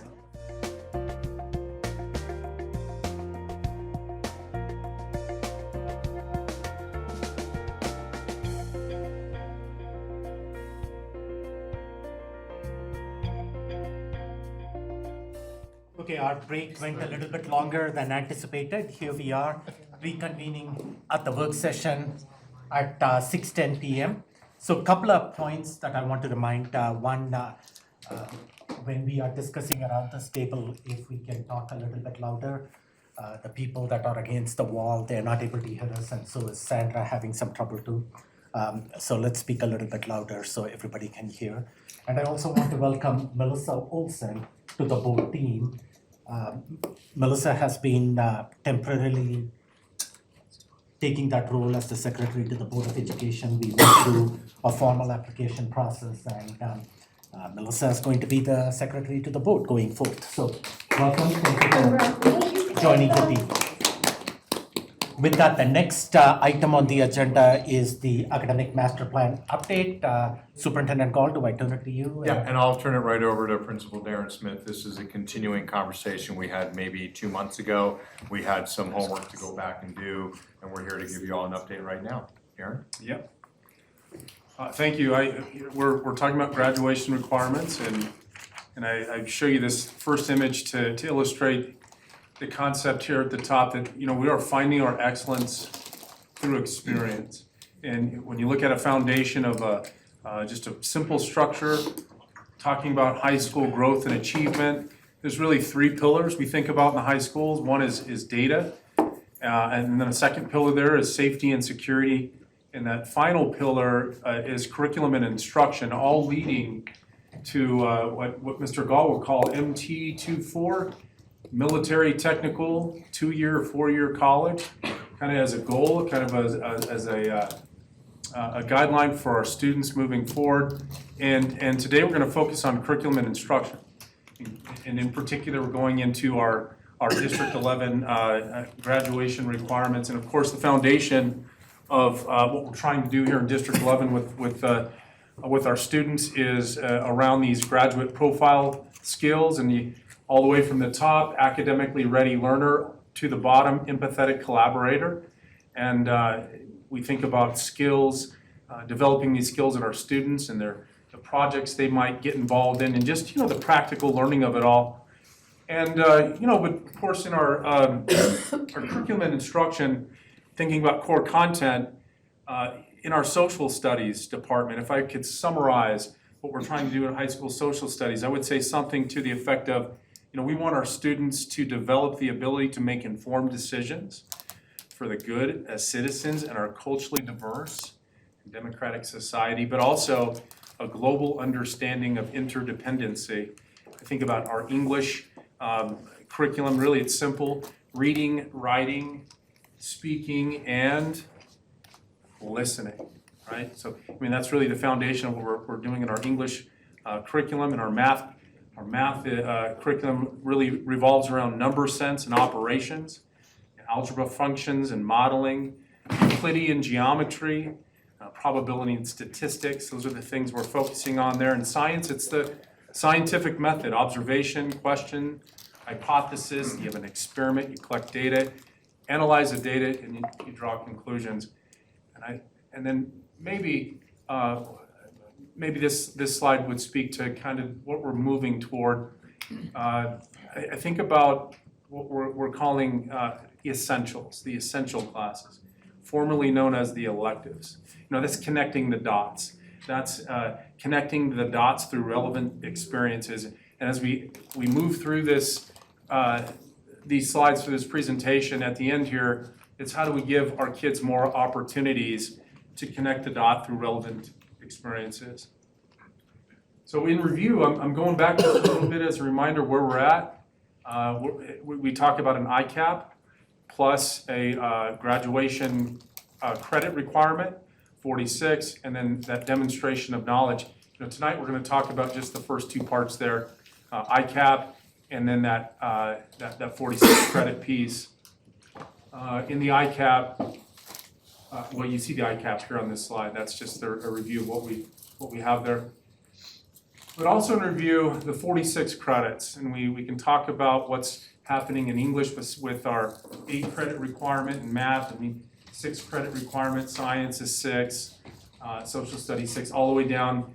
And as we get into our electives and our computer ed, post-secondary workforce readiness, those are really some pieces we want to talk about tonight. We add that we added one piece to this last time, and that was that personal finance component, where we're thinking about that living in the ICAP.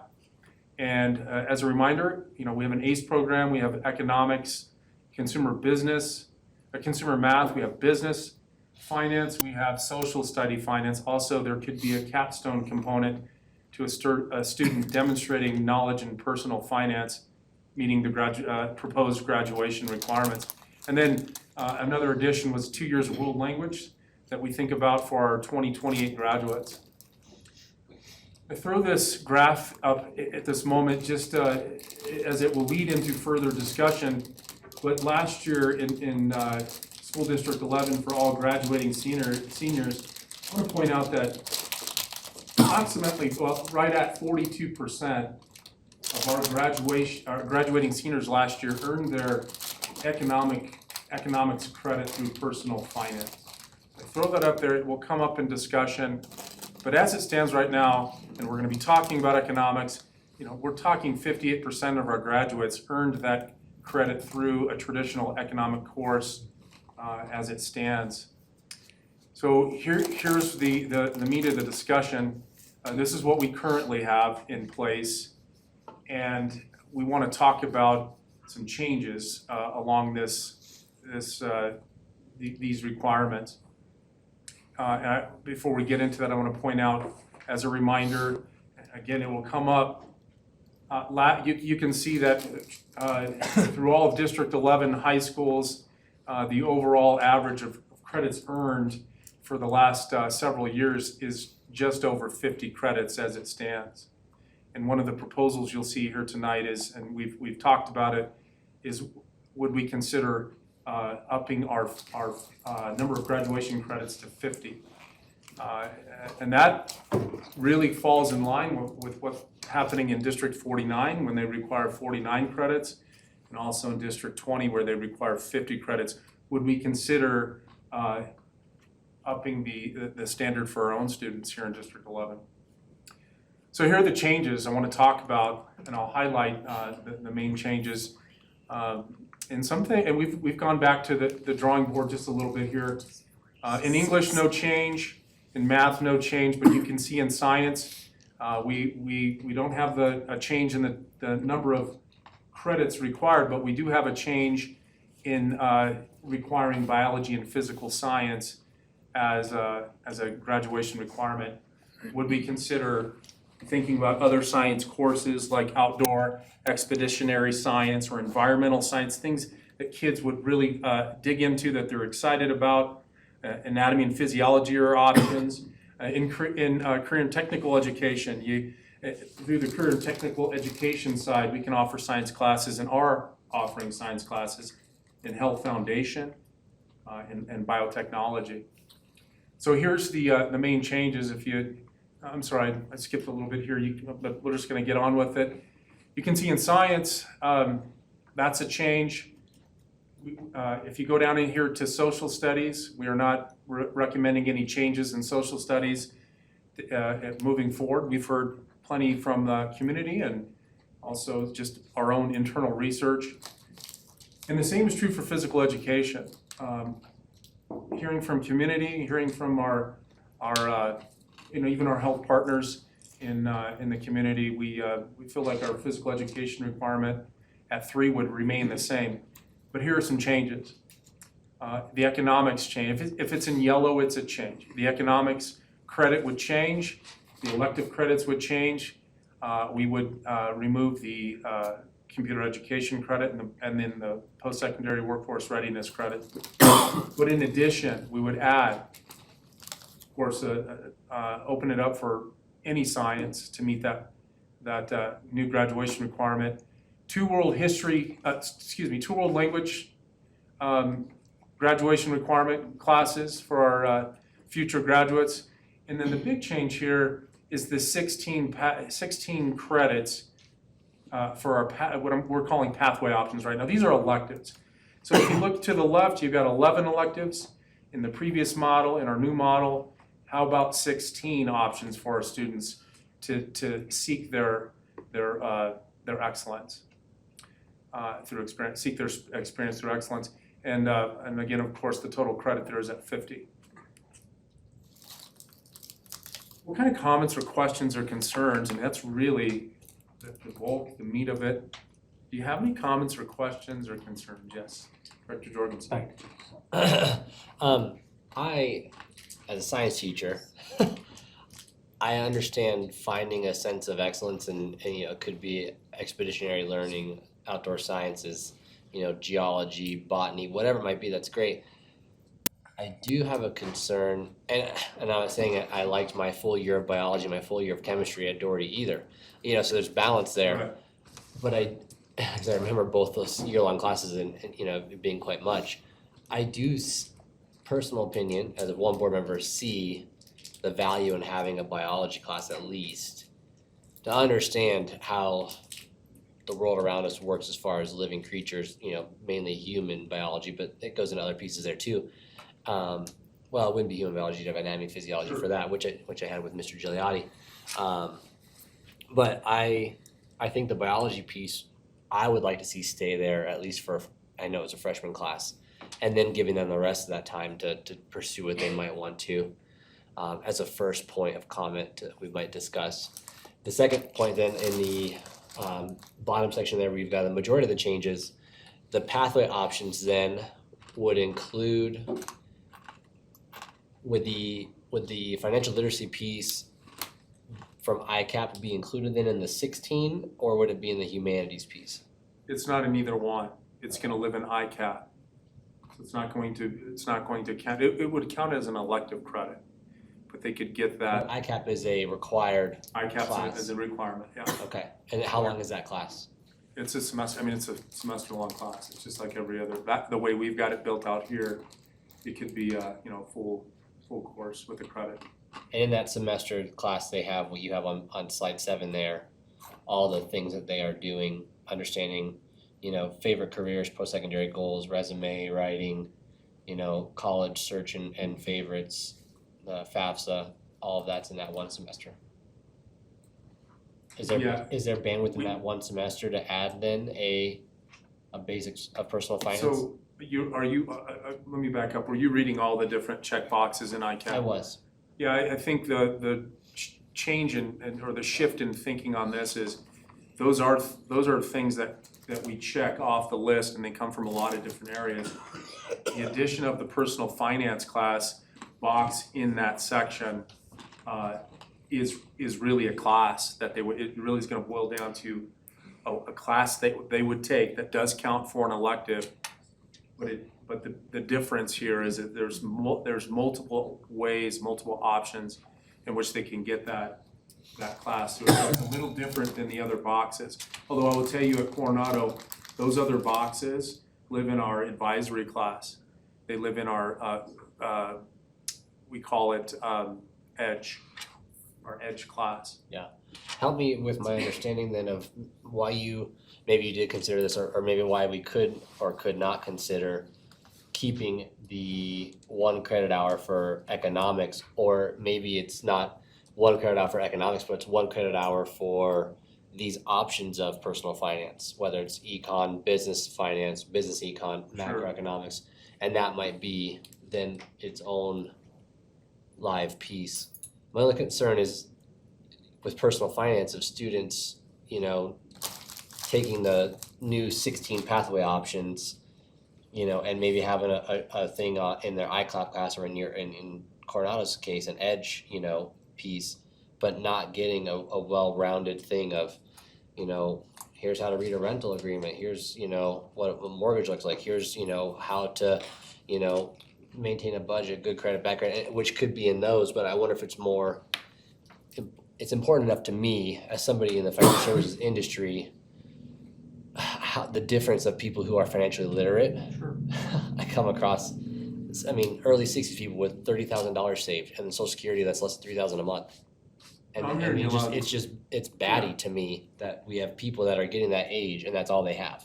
And so if we can do something on this front end of going, hey, this is a point that we know Social Security might not even be here, let alone, you know, down the road, let's start hitting this hard with emphasis of saying, hey, 1 credit hour is any of these options here, but we're gonna make sure that we've got financially literate graduates. Yeah, you're talking about, I'm hearing you loud and clear, and we've heard that from the community as well, and around the nation. So it might just be where we have it live on the graduate profile. Well, so that, here's the piece that we need to talk about right here. The main piece as to why we're recommending that it live within ICAP is because there is a possibility that a kid could get all those things that you're talking about, all the different pieces, and we gotta build out that robust curriculum to make sure it covers all these concepts through a capstone project. And I'd want that kid to have that opportunity to do that. Yeah. Because as we know, capstone's a big component in particular to that college entrance, credibility for some of our higher level universities. So if we have if you put it in the graduation requirements and back into the, our last slide here, you do potentially lose the ability to let a kid do that kind of work through a capstone project. So any way you look at it, they have to get all the things you're talking about. It's a box that we check through ICAP, but it does allow some of our students to gain that content outside of a class through capstone, and that's why the proposal is written the way it is. And maybe if I could Please. add on to what Principal Smith is saying. When we met with the last update that we gave, or that he gave, we had the rollout plan for personal financial literacy and world language. And as part of that rollout plan, we had 4 main things we were gonna work on. So one is establish eligible courses, establish competency options, having the syllabus approved by the board, and then and then having staff training as well. And so exactly, I just wanna underscore what Principal Smith is saying, that we could do what you're saying. We actually will have better depth and breadth and assurance that students are actually meeting those milestones within personal financial literacy if we have it be part of capstone. That's also very much supported. Capstone, each of those boxes are survey and project areas that are supported by counselors and by the school. So it's actually a more rigorous way to look at personal financial literacy, and it also gives more options. But the capstone would, if we're considering capstone, it would still live within the 1 semester ICAP class? Yeah, it can still live within a course. It just opens up the options to be able to do that. Well, what I would say is, we have that 1 semester ICAP course that but there's a lot of ways that schools get through ICAP. They don't always do it just the way we're doing it. So they get through those pieces. The difference here is this personal finance and all of the curriculum around, as we build it, around what we're trying to do, would live in a course. It really would most likely live in a course. But then, as Tamara stated, you can, capstone as an option, or demonstration of knowledge. I mean, which, both of those are going to meet the requirement. Okay. Capstone is a demonstration. I mean, clearly it's a. Yeah. So you're good with that? That is your concern. I With do that part want of to it. add a comment back to it as well. Can you go to the last slide with the pathways?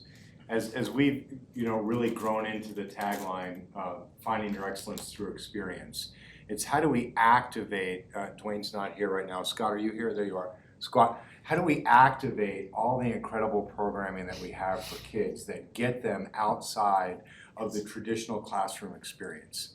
And so as we're building this, just going from 11 elective credits to 16 pathway options, you can see that we're translating those 11 electives into new language, that a pathway becomes an opportunity for a student to explore. I had a mentor leader of mine in public education who shared the importance of, and I'll just generalize all of it as CTE, but it certainly has many more tentacles to it. And he said, it's not that the child actually finds what they do, it's that maybe they find what they don't want to do. And he said the best feedback they ever got was, I did phlebotomy lab in my freshman year and I realized I never wanted to pull blood again. I did cybersecurity in my sophomore year and realized I like to play video games, not design video games. And they went all the way through, so by the time they were graduating, they were hyper-focused on what they wanted to do. We know, we see when we talk to our kids that are in the CTE world, and you have been served by them, we've brought them here to serve food, they are so proud and so engaged in that classroom. And I hope that that's true for every, in that setting. I hope that that's true for every classroom that we have, but I think we all know that that's not true. We've seen the panorama data and it shows that our students continue to be disengaged from that experience. So for us, we want one of those periods during the day or several during the week, however you choose to build your schedule, to be the thing that a kid really gets excited about. Totally. And so we have examples of this, but right now we're a little bit wide and not really deep enough. We think very simple changes in language from an elective to a pathway option give kids the opportunity to see, oh, this is my chance to go do that thing, instead of what's the elective, which may or may not be the path of least resistance. So it is certainly an exciting time for us to start taking that hypothetical and then building it into the actual day-to-day operation of the school. And the other thing that I just want to highlight on is, I don't know if we're ever going to find the perfect balance between the last time we were here and Principal Smith made a comment of giving more choice in the social studies area. And then it was like, screeching halt on US history and American government. Okay, got that. And so I don't know about science. What I do know is that when our students have choice, our students are more engaged. And I just want to build on that word choice again, because we've used it a couple of times earlier. Earlier tonight, we talked about, when the demographer study, we talked about families having choice, right? We're talking about some other initiatives with the board about codifying how we respect our families such that they have choice in what happens within the experience. We're all just building off of what the state has mandated. The governor, whether it was his decision or the one before, we are a state of choice. We know if our children feel that same way about their own schedule, they'll be more engaged and more likely to continue. A passive experience in the classroom will get you the C. An active experience of where you're engaged, it might only get you a B-, but you're gonna get that sweat equity of wanting to be a part of that experience. And so I applaud the effort here of trying to say that we believe in the sciences because of the rigor that comes with science by definition, that we'll get the basic learning requirements that we went through in biology. I have met the young students that are involved in your outdoor environmental programs, and they know infinitely more about the physical world than I did through my biology class. Through experience. Through experience. And sometimes in these, we're talking high school, we often overlook, the K-8 experience through biology or through history. I mean, they are being exposed. And I think that's something worth mentioning. So with that choice then comes empowering these 8th graders to know that this choice is coming to them, because I remember being placed in a math class that for freshman year that I did not belong in. I mean, it was like, I was like, I learned all this, like, why am I here? And it wasn't until I talked to a counselor that said, oh yeah, why are you in this class? Wasted a semester.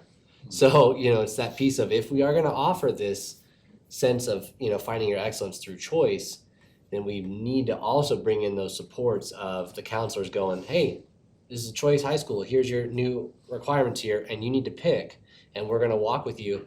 It was why the counselor Doherty said you need 2 years of world language before you go to UCCS, because otherwise you're gonna pay for it there. Cool, thanks for telling me. I had a heads up, I didn't have to pay for it there. Hey, you need rhetorical writing in senior year, even though you don't technically need it to graduate, so you can get ahead in college. Great, thanks for telling me.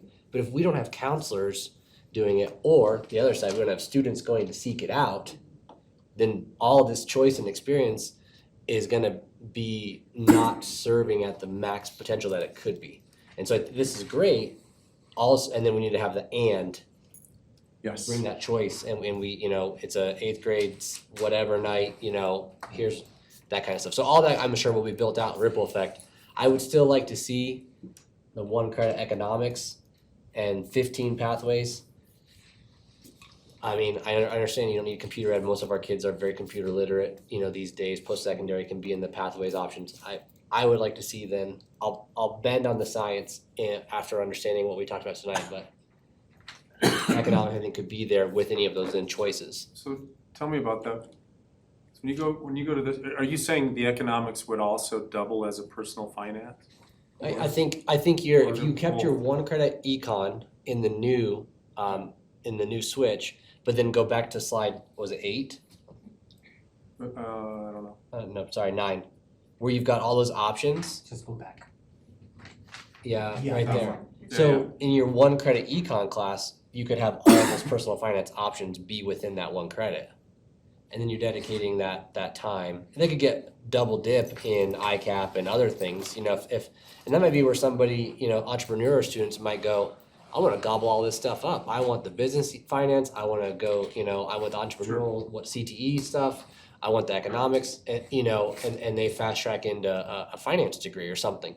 But I think if, you know, just keeping that 1 credit econ within having the options within it, I think that is important enough to keep it on the new profile. But that's, again, 1 of 7 speaking. So I would like to, spoke a lot, so I'd like to hear some other board members' feedback on some of the thoughts we've had. I feel like I just need to back up a little bit and have you guys explain to me the ICAP. Is that something we're already doing today? My kids aren't at that level yet, so I assume that's the case. The only thing that's changing is now you're adding this extra little box of something else that can be included. But it's not necessarily like an elective or a credit that they're receiving to complete the ICAP. It could be. In some schools. Could be, but not necessarily. Yeah, it So doesn't have to be. can you just walk me through like Give a couple when scenarios. Sure. they are learning to write a resume, who is it that's working with them? Is it their guidance counselor that's helping make sure that these boxes are checked, or just walk me through a little bit of what So, is a that? couple scenarios.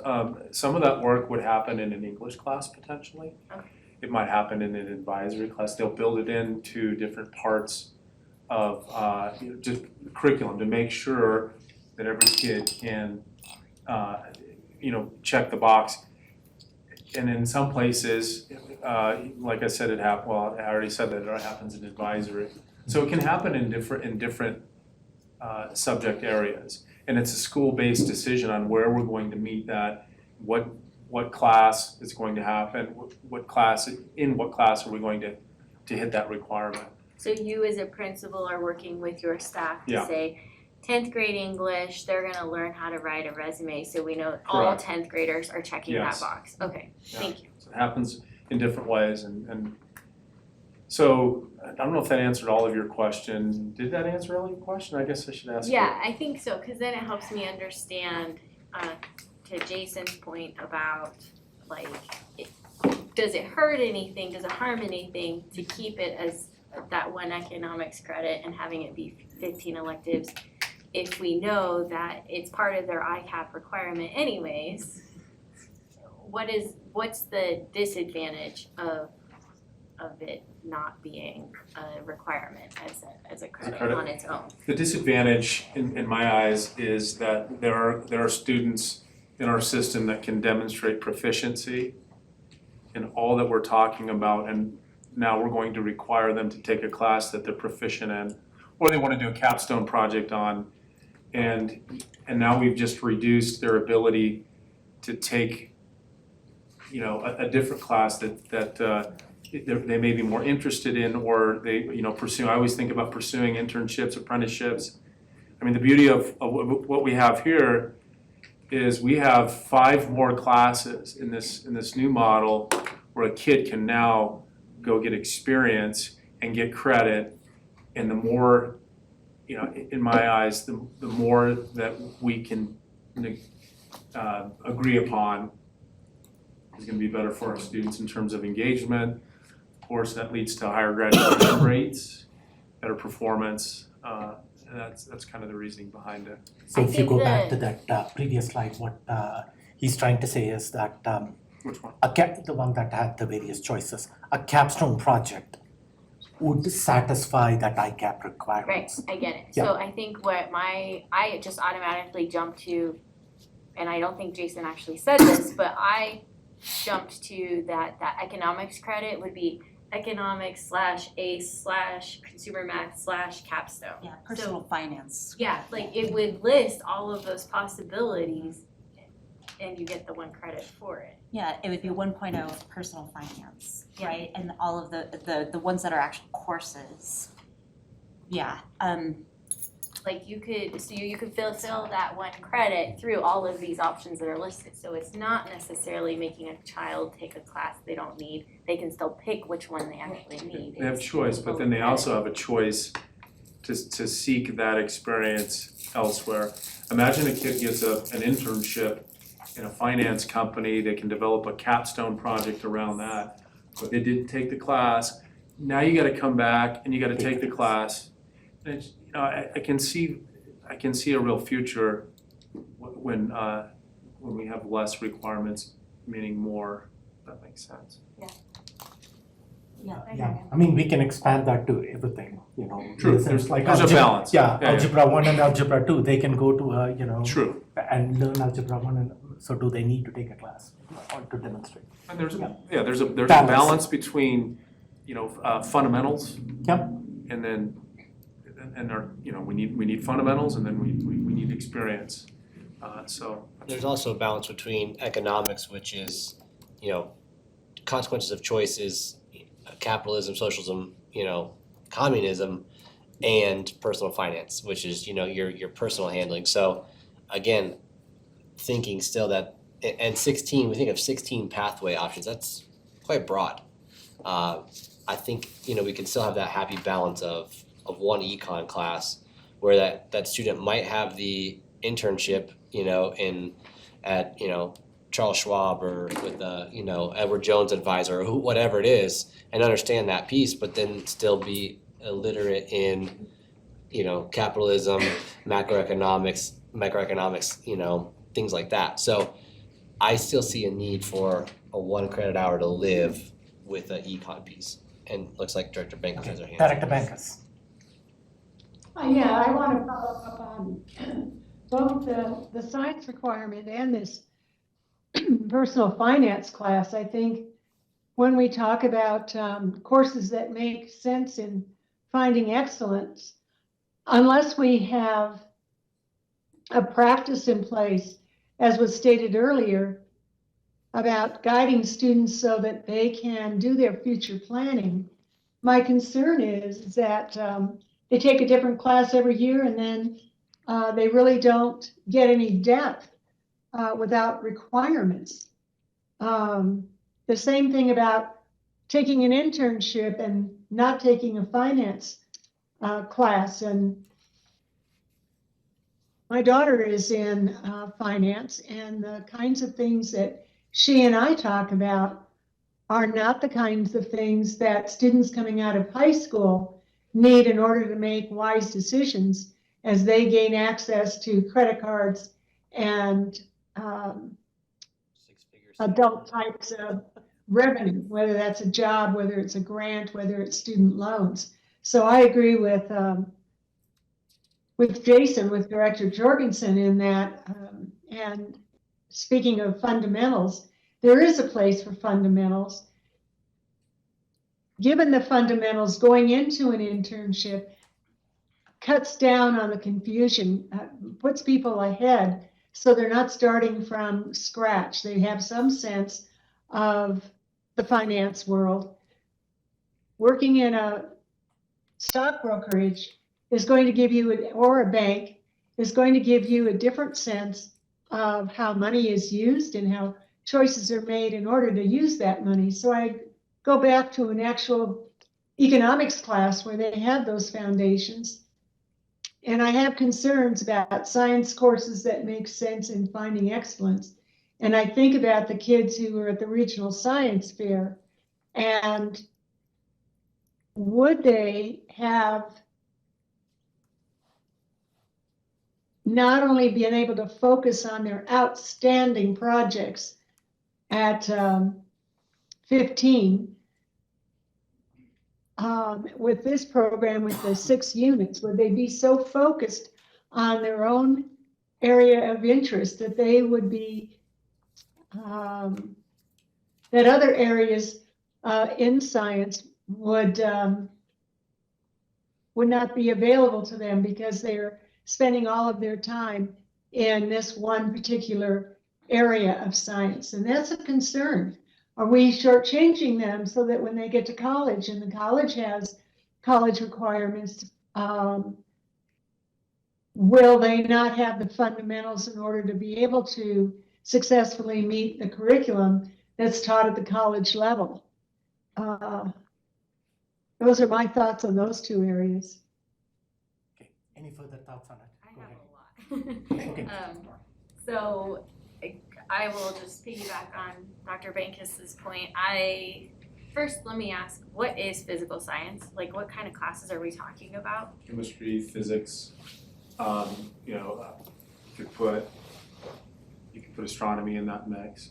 Geology. Geology's, Okay.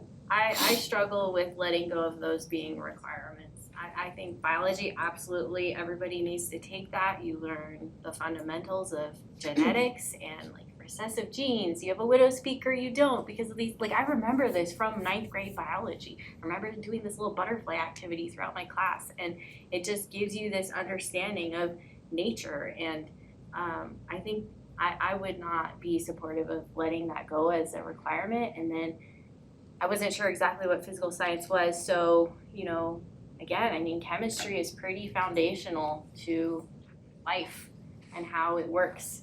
I get that it's not maybe everybody's forte, and I don't know, I'm gonna have to think a little bit more on that one. I definitely need biology. I'll have to think more on where I stand on chemistry or physics. I know chemistry clicked for me once I took food chemistry in college. Like, oh, that's a sugar molecule, I get it now. But I'm gonna have to think more about whether I would let go of that.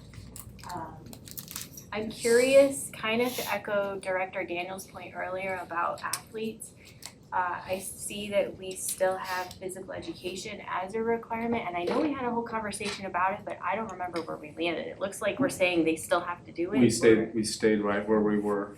So even if somebody is like an athlete in doing these things out here, we're still saying they have to come in and take gym from us? There is a policy in District 11 that athletes can have, if you are a varsity athlete for 4 years, we can waive a PE credit as it stands. But that's if they're, like, how would we know? Because if it's 4 years, then You just gotta track that they actually did it. Yeah, Or they just might use- end up taking 3. On that Can you go to the econ pie chart? Or I think that's what it was, right? Yeah, I mean, go speak to it, please. No, I want you to speak to it, or other members, particularly our school leaders.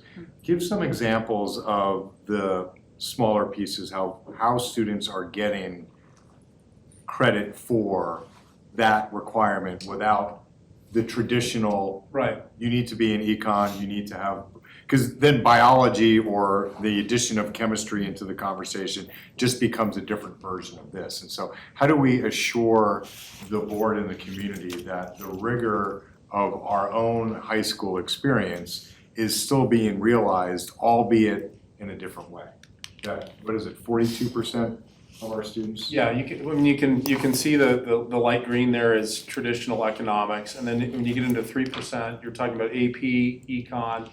The 31% is through CTE, that's through business, business classes, business finance, and then 8% are through social studies, personal finance. So we already have 42%, or maybe you could say 39% that aren't going through, it's already in board policy, they're not going through a traditional econ class, and so this is, and don't forget, many kids, I mean, we don't know that it doesn't change anything. Kids will still take economics.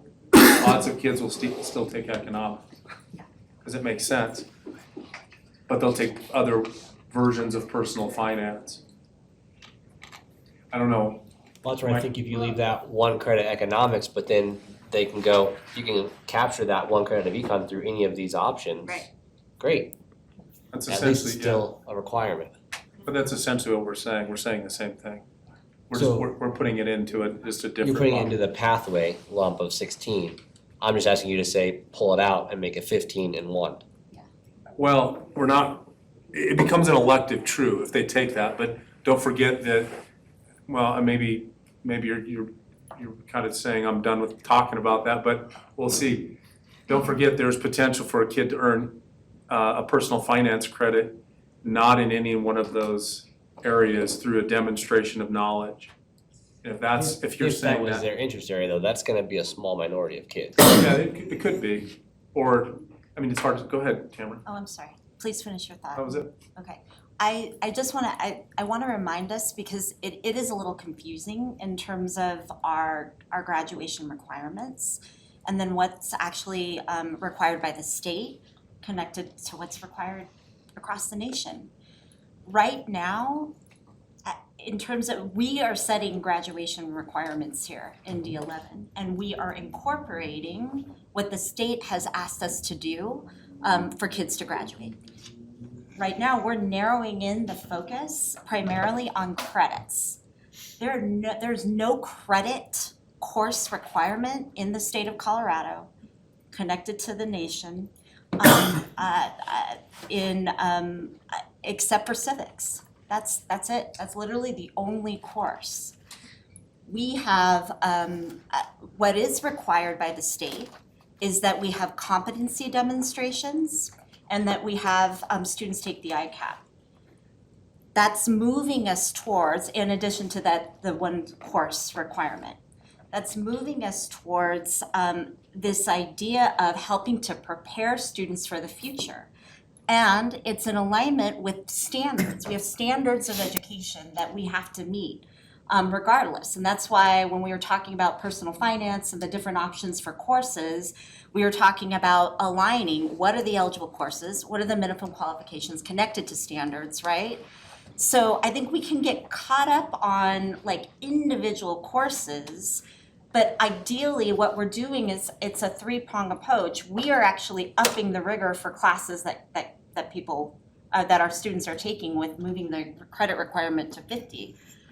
But there isn't that type of requirement, and we're trying to head towards building off of their education in elementary school, in the sciences throughout the course. So it is like they are getting exposure in each of these areas. It's spiraling, it's cyclical. Yeah. So now that they can go in deep. And your point earlier about your own experience with being guided towards specific areas so you would know you would need to take them, that doesn't change even if we do nothing with this, right?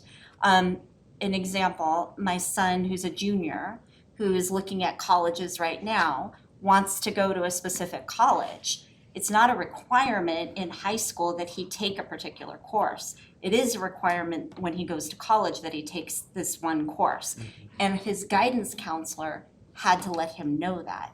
So that's part, the ICAP that's getting at, and that's important to look at. It's titled Individual Career and Academic Plan.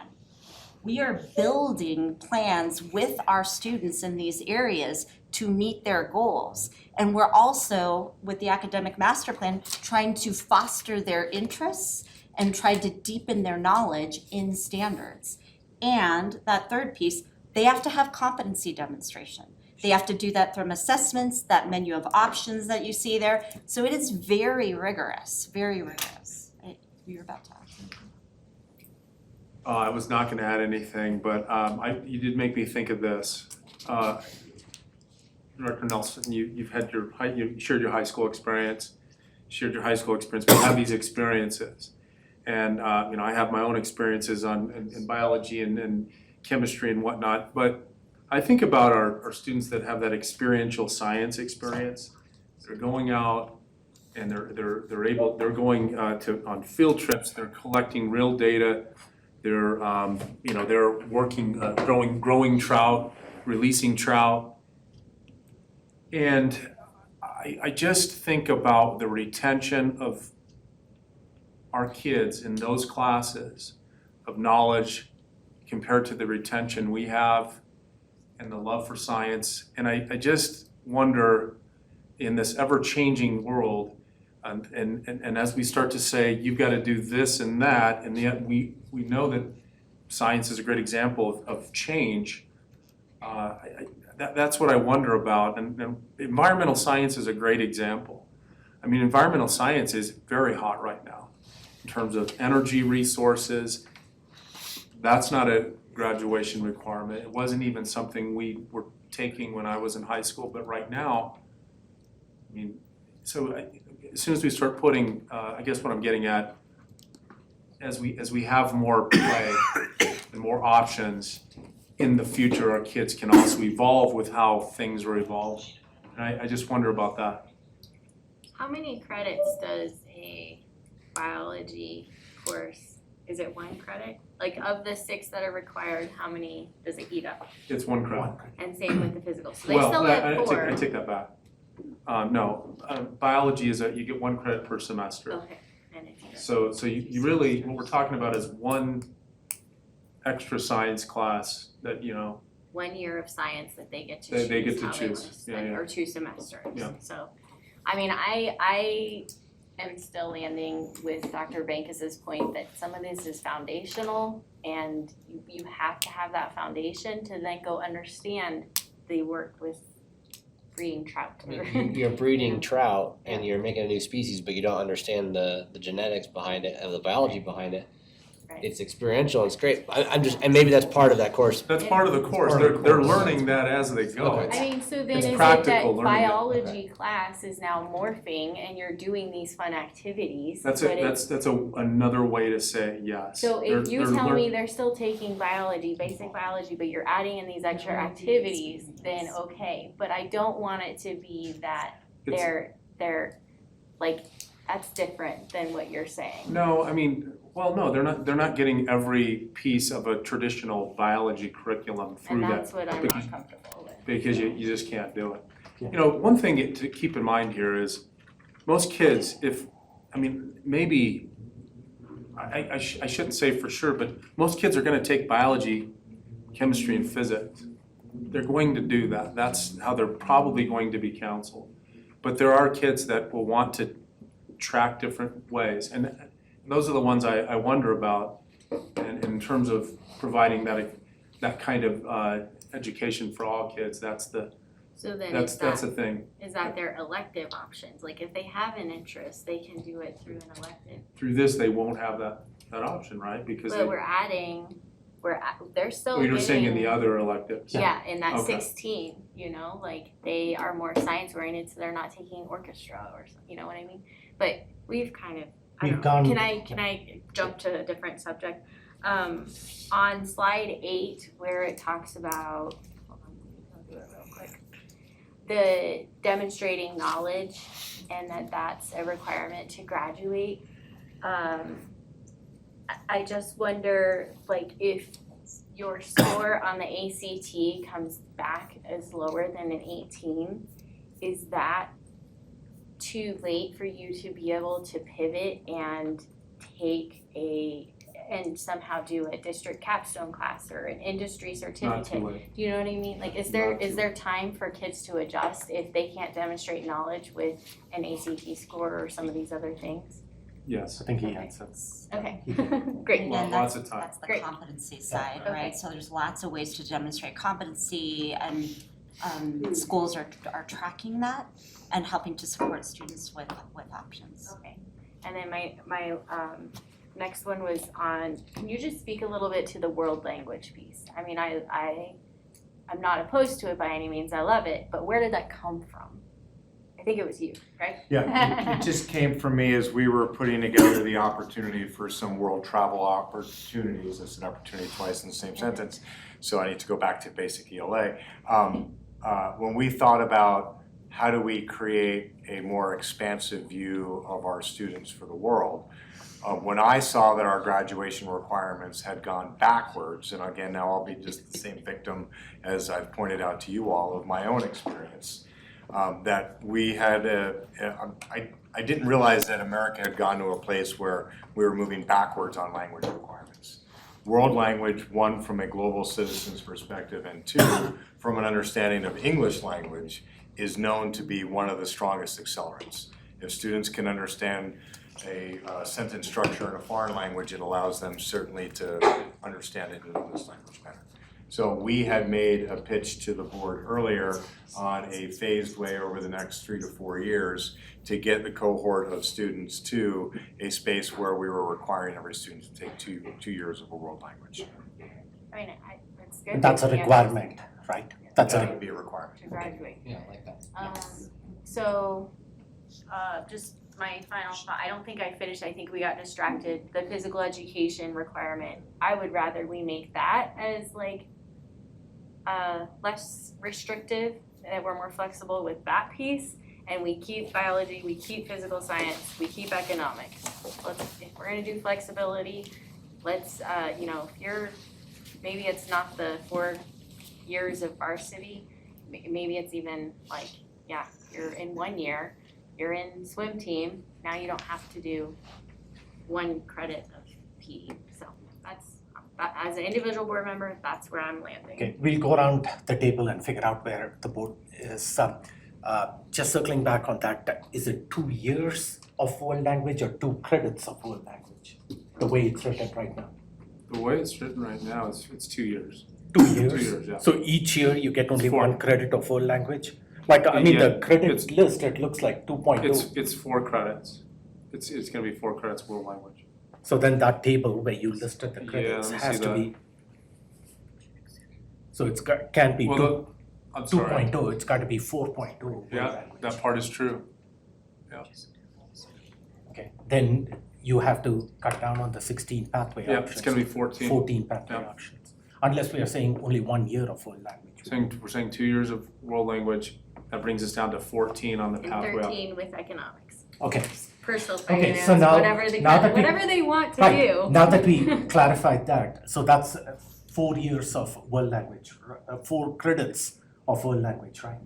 4 credits of world It's language. 4 credits of world language, it's 2 years, 4 credits. Okay, So, I should mean, we do make we, it, was your original intent 1 year of world language? No, it's it's 2 years. 2 years. 2 years, and then, and this can be accomplished even by a student that is coming into a freshman class without any background in any of the other world languages. Like that student hasn't taken any Spanish or Mandarin Chinese and is starting off as a freshman, they can still do that.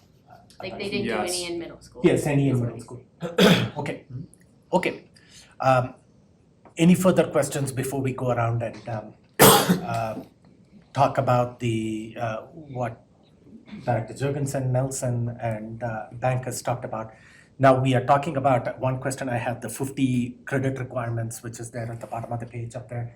At which year does that start? Like starting from which year does the 50 credit requirement? We wanna implement it for next year's incoming freshmen. Next year's incoming freshman. Yeah. Okay, sounds good. So none of the other students Everything that else are is grandfathered in. grandfathered. Okay, Sounds good. okay, go ahead.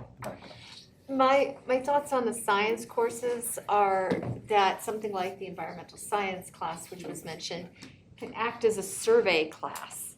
So you are learning in theory about, physics as you're climbing up a rock wall, you're learning about biology and fisheries in that class maybe, and then you're learning about geology on another field trip to Garden of the Gods.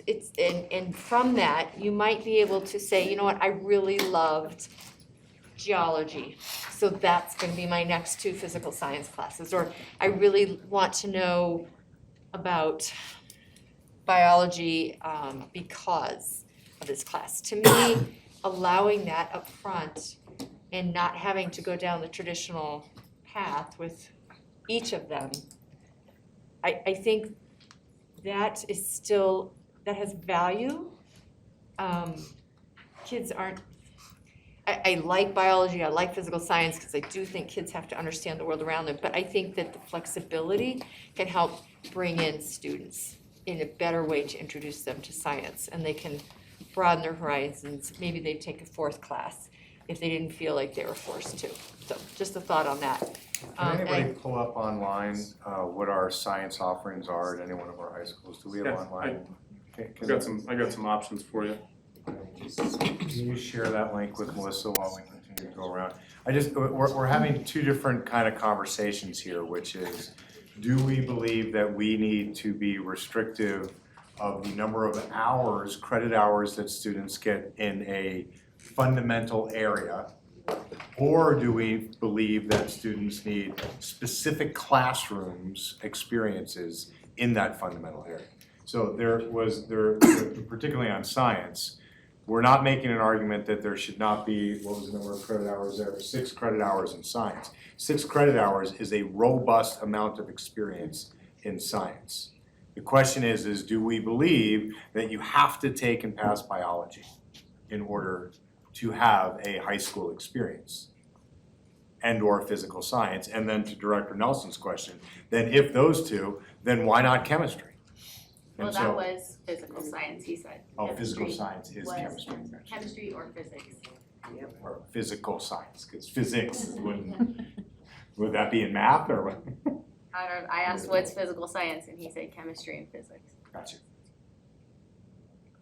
I'll finish, that I just also think 3 semesters of PE is not too much to ask over the course of 4 years. But making it a requirement when they can possibly take it with swimming or something else, that's what. No, I think that there There's should more be to some PE. flexibility if they're on a team or something. I'm okay with the, principals or PE teachers working that out. I think of it as independent study, almost, So this semester, I'm going to be on the tennis team, and I'm gonna dedicate, 10 hours a week to practice. Okay, we can probably, for 3 months, even if it's not a full semester, if I'm meeting my PE hours, that's probably sufficient. So then the PE is being flexible with the 3 credits. I'm flexible with it. Yeah. But That's I what want I to was still, saying too. I still want to be able to earn that credit Yeah, yes. for my okay. team experience. I see. Yes, I agree. Yeah, because it could be tennis in the fall and track in the spring, and now you've got a couple right there, right? You do that for whether you're JV or C team or varsity, you're still putting in those hours of practice and time. Yeah, I see what you're saying, Director Ott, that we still want to require it, but they can have flexibility in how they earn it. I got you. Because I think I might have made it confusing the way I said it. So thank you for clarifying.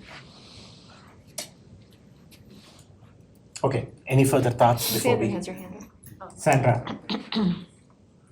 Yeah, go ahead. Yeah.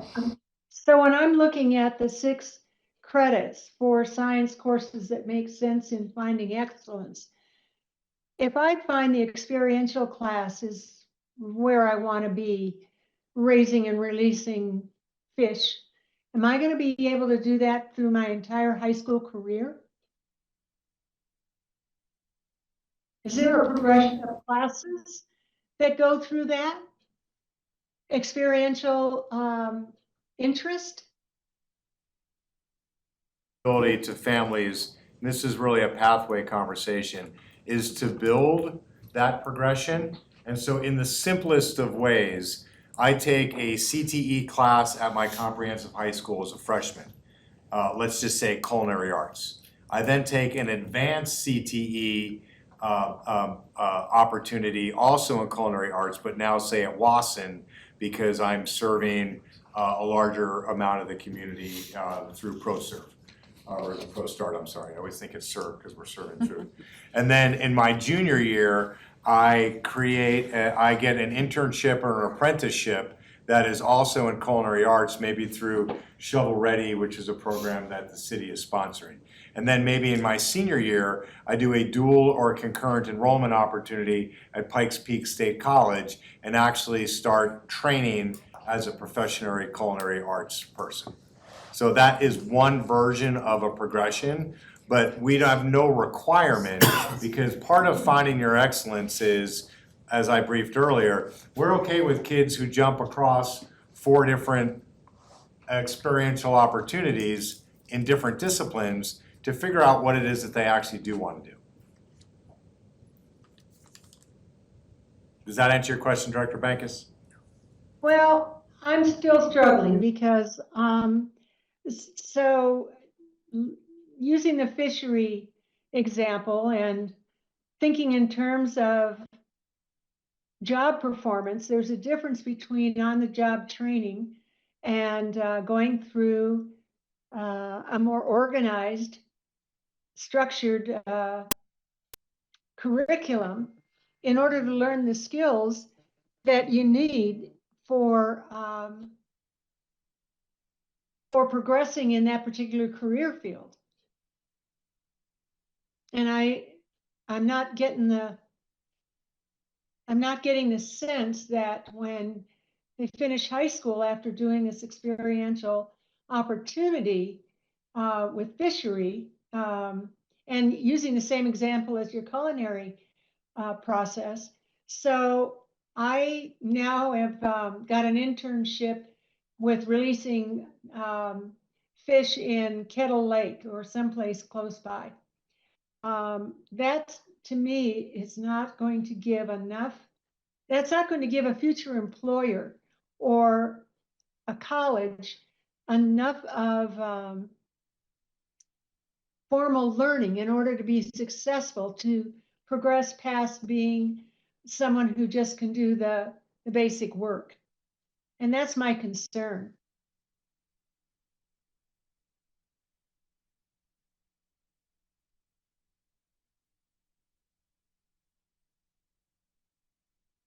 Instruction.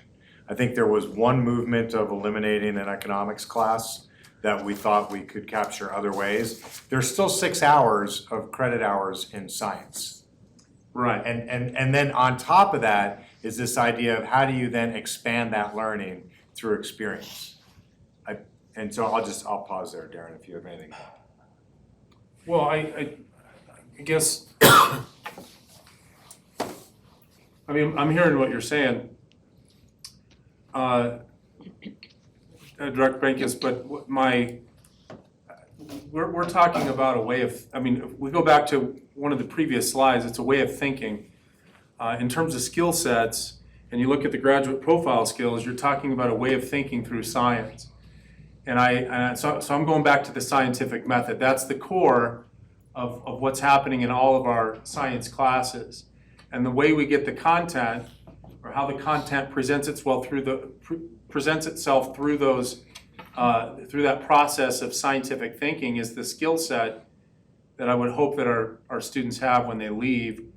And that's the preparation for the next level. It's a way of thinking about things and analyzing, as opposed to the content, which can be learned when our students are there ready to learn it, as opposed to when they're not ready to learn that content in that moment. We've got students that are in that boat, and that's why some of them are checking out a little bit. Okay. Well, I see your point. I go back to my own geology class. I didn't like it in junior college until he was able to connect geological formations to our local surroundings, and then I could look out the window to what he was talking about and see right in my own neighborhood and connect. So I see the point for experiential learning. I just can't get past the fact that we need some sort of formal learning as well. Don't forget, in an experiential class, there's still a lot of formal learning. It's not just 100% experience. It's the formal learning tied into the experience. There's still a lot of direct instruction, there's still the fundamentals. It's just not all experience all the time. There's still quite a rigorous agenda. And I'm thinking specifically of our outdoor education class, the outdoor experiential science class. I mean, that's there's rigor, there's fundamentals, and there's just more opportunities for experience. Yeah, and we haven't, just a quick reminder, we have not dropped the amount of credits in science. We're talking about opening up the opportunities here. So we're still asking kids to take rigorous coursework in science. That's what we're trying to do across the board. Make sure that every course offering that we have is rigorous and aligned to a student's future goals. Again, why we have ICAP developing their plan for the future, why we have competencies, making sure that we're using the competency menu to make sure that students are becoming competent in mathematics and literacy. It's why we're adding an increased focus on personal finance. And we're wanting, like, kids actually rethinking our credits here. We're giving kids the opportunity to be ahead when they go into whatever path they're planning on going into. And we're not changing any of the counseling that would go with that, right? You still have counselors and teachers that are gonna ensure that wherever they're headed, that they're meeting those requirements. And again, we can't make our requirements meet every scenario for where kids are going. We just can't do it. I gave you the example with my son in the school that he wants to go to. But what we can do is ensure that the courses that we're putting are rigorous. Our science coursework, they go through an approval process. You know, some of the changes we just experienced at our last board meeting, right? Like, where we get to approve those things, right? So I would say we have the opportunity to actually change our requirements to actually allow our students to meet the goals that are in our academics master plan that we're trying to accomplish. The same thing, we're trying to change the physical environment for them. And if we can't change how we look at that, how can we support them to do that? Can thing you is- address, I think I remember Mr. Gall saying out of the total number of our kids who graduate high school, there may be about 600 that don't have a plan when they leave high school. In changing these science requirements and giving them, giving them the, I'm sorry, I got distracted, my phone rang. Hold on a second. Are we, so looking at the kids who don't have a plan when they are leaving high school after spending time with us, whether it's just high school or whether they've gone through the whole system, do you think this is a way to reach those 600, more of the 600, to give them an opportunity to have more buy-in in the classes that they've taken and get them to plan farther out than whether or not they want to take a biology class or a geology class? Can I call you back?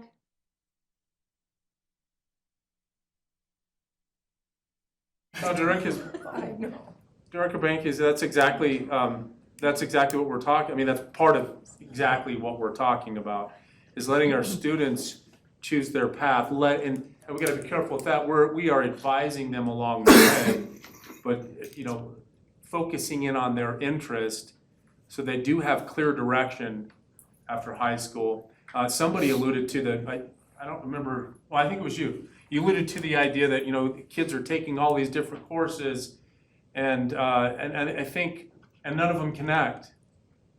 And that's certainly what we're talking about right now, is trying to connect dots a little bit more clearly, or helping them to do so. Okay, did that answer your question, Director Bankus?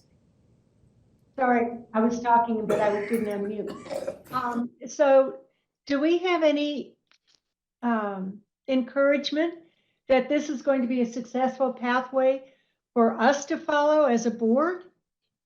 Do we have indicators that say this is going to be in the best interest of our students, other than our thinking that it should be?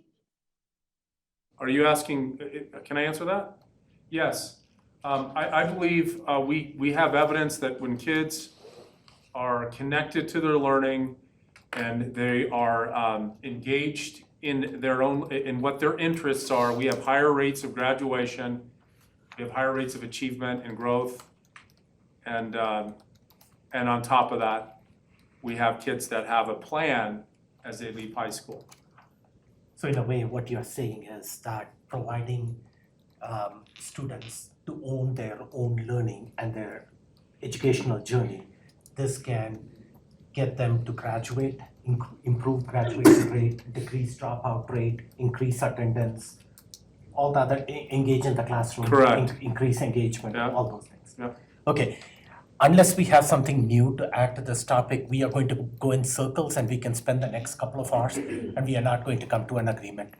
People are entrenched in where they are, so we got to provide some feedback. What we are trying to do you have something new to add, Director Art, on this topic? Well, Okay, just go an ahead. observation that the person in charge of academics in the district has spoken to the flexibility of the schedule. You have spoken to owning their learning. The principal of the high schoolers in this room, who should know what he's talking about, is also talking about students being engaged. And they have brought this to us as well-educated people. We've all had high school experiences, but for some of us, they were 30-some years ago, 20-some years ago. Things have certainly changed. We know we have lower than we would like high school graduation rates. So if we can give the kids some flexibility, it just seems like a really good idea, and I think we need to trust the people in the room who should, in theory, know the most at this point. So that's gonna be my. Can I respond to that? Yeah, go ahead. Just that my concern is we want them to have a good, solid foundation. Agreed. And if you can tell me that them taking an experiential learning course meets all of the biology requirements, like if there's another way for them to learn through experience, but they're still getting all of those biology requirements, then I would support that. Otherwise, in my mind, it's you take biology, and then if that's of interest to you, your next course is that experiential one that builds upon that foundation that you already had. And it's not that we are trying to deny your knowledge or expertise by any means, it's that I'm accountable to the community, and I just do not feel comfortable saying that biology is not a requirement anymore. To me, it's foundational, and so I'll just end there. Yeah, so I think the best way to do this, instead of to force a thumbs up or down, is I'd like to come back one more time, but I want to just bring a couple of case studies. So we came in we thought we were meeting the need of the board of solving the civics piece, which we did. Much of this is consistent with where we were before, but now there's just a deeper understanding that we need to convey of what is and what isn't happening between. Sometimes I think we're conflating that an experiential course isn't rooted in rigor. And I'm not saying that that's how people. That's not what we're saying. Right, and so, but then this question of why have to take a biology class before you get the experiential biology class? Why can't the experiential biology class be your introduction to biology? And So- I'm saying if it meets the requirements Right. of the intro to biology, then by all means. So that's what But I wanna not- bring. Okay. I wanna bring, and we will move this away from just Darren, and we'll bring a couple of department heads in. I'm already thinking of Sandra Briggs from Mitchell to show how she's doing things for math, that the only math requirement we have on there is algebra, right? Is that right? Yes, right? algebra 1 and 2. Right, algebra 1 and 2. We have no geometry requirement. And I'm amazed as a famous geometrist of how can we not have geometry on it, right? And so I understand the conversation that we're having, but I think bringing some subject matter experts as relevancy in to do a couple of case studies, I think economics and what is or isn't happening with fiscal literacy is associated to that, clearly on the sciences piece. And then I do think that I would like to bring math in, because I want to get a chance for Dr. Briggs to be able to showcase what I don't know if we'll get that deep into the conversation, what she's doing at Mitchell that is actually bringing relevancy to the lives of students and showing on our interim assessments incredible growth as a standard bearer of was a learning objective met or not, regardless of the name of the class. She's seeing growth happen in her classroom, which is the ultimate test of whether or not the objective was met. So I think that would be a next best way for us to progress. Yeah. Because I always think case studies give relevancy because it's what we all do. We all go back to our own case study, which was my experience either as a high school student or the last time I was in a school.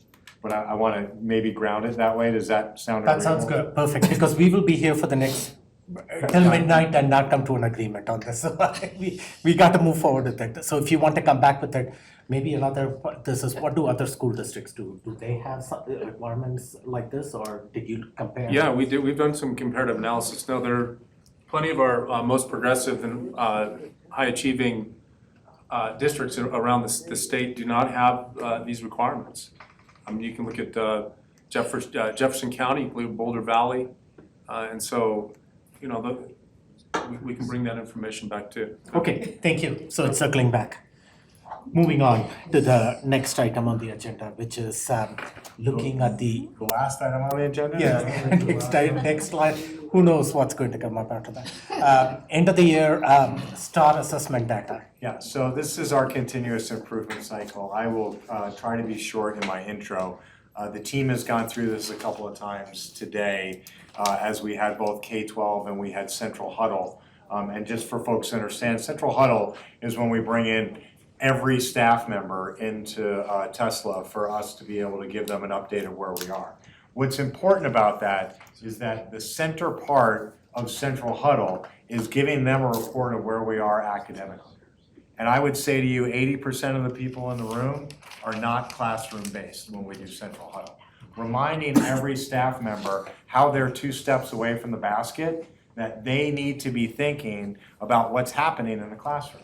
So you may be the PeopleSoft manager person doohickey thing that happens, but you need to see, wow, look what happened in that school, or ooh, I wonder what's happening in that school. For us to understand that we're all in a learned institution.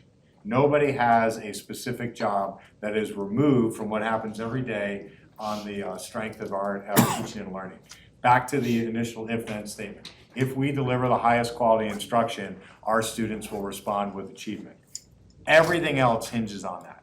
So I applaud the team for standing up into a space that might have had a lot of deer in the headlights looks in. We saw some continued growth where we had hoped to see it, and specifically where we had real buy-in of some of the consultancies that we brought, and you'll see that. And we had some places that maybe we lost a little bit of ground that we'll be able to cover here as well. But more specifically, I want to thank the team for their commitment and bringing this to the board tonight. Thank you. All right. Just also connected to the last conversation, we can also talk a little bit about the development of science, elementary, middle, on up. So I think that'll help paint the picture as well in the other areas. But continuous improvement, just heading back into the fact that we're building all of our continuous improvement work on our district priorities, our strategic plan, and our academic master plan, connected to our School One plan, and all of that is funneling up to the actions that we're taking as a collective district. And with that, we've been working on and focusing really hard on coherence and alignment to ensure that each of the courses that students take, whether they're in elementary school, middle, or high school, have the level of rigor that we need them to have graduates that are able to profoundly impact the world. And so with that, you can see in each of the areas coupled there, part of the strategies we've been working on, our one plan development, the redefinement of our area model, the dial-in supports that we're providing, our K-12 professional learning system, an intense focus on best first instruction with text first planning, planning for mathematics using our Eureka resource, competency development in high school, and then lastly there, focusing even more on special populations, second language learners, special education students, and our gifted population. That's how we define it in D11. When we move into next year, you'll see, based on this data, we will continue this work, but we will go much deeper and farther. That is the hope, and you can see that the data supports that. This is just Mike's slide that he continues to use with that, where we're trying to head in that quadrant, where the amount of time and the quality of what we're providing instructionally to students is right there and a match. With that, I'll turn over to Dr. Call. Thank you. Thanks for your time. Again, the opportunity to go through this. We will be handing it back and forth because we want to really I want one real big takeaway for all of us to be that no data point stands in isolation. We talked about this in the winter benchmark, that every one of these tools that we use overlays with the other tool to give us a more coherent picture of what's happening. And so that's really key when we talk about the role that BFI is playing, when we look at 5E results that we talked about last time, when we look at spring benchmark or end of year benchmark data. So none of these are just sitting there by themselves. They're all being overlaid. I'll speak to that a little bit towards the end when we take a look at a couple case studies of schools. But just by way of review, we'll be looking at these data in a couple different ways. Performance levels, this is akin to how the school performance framework, the SPF, is rated.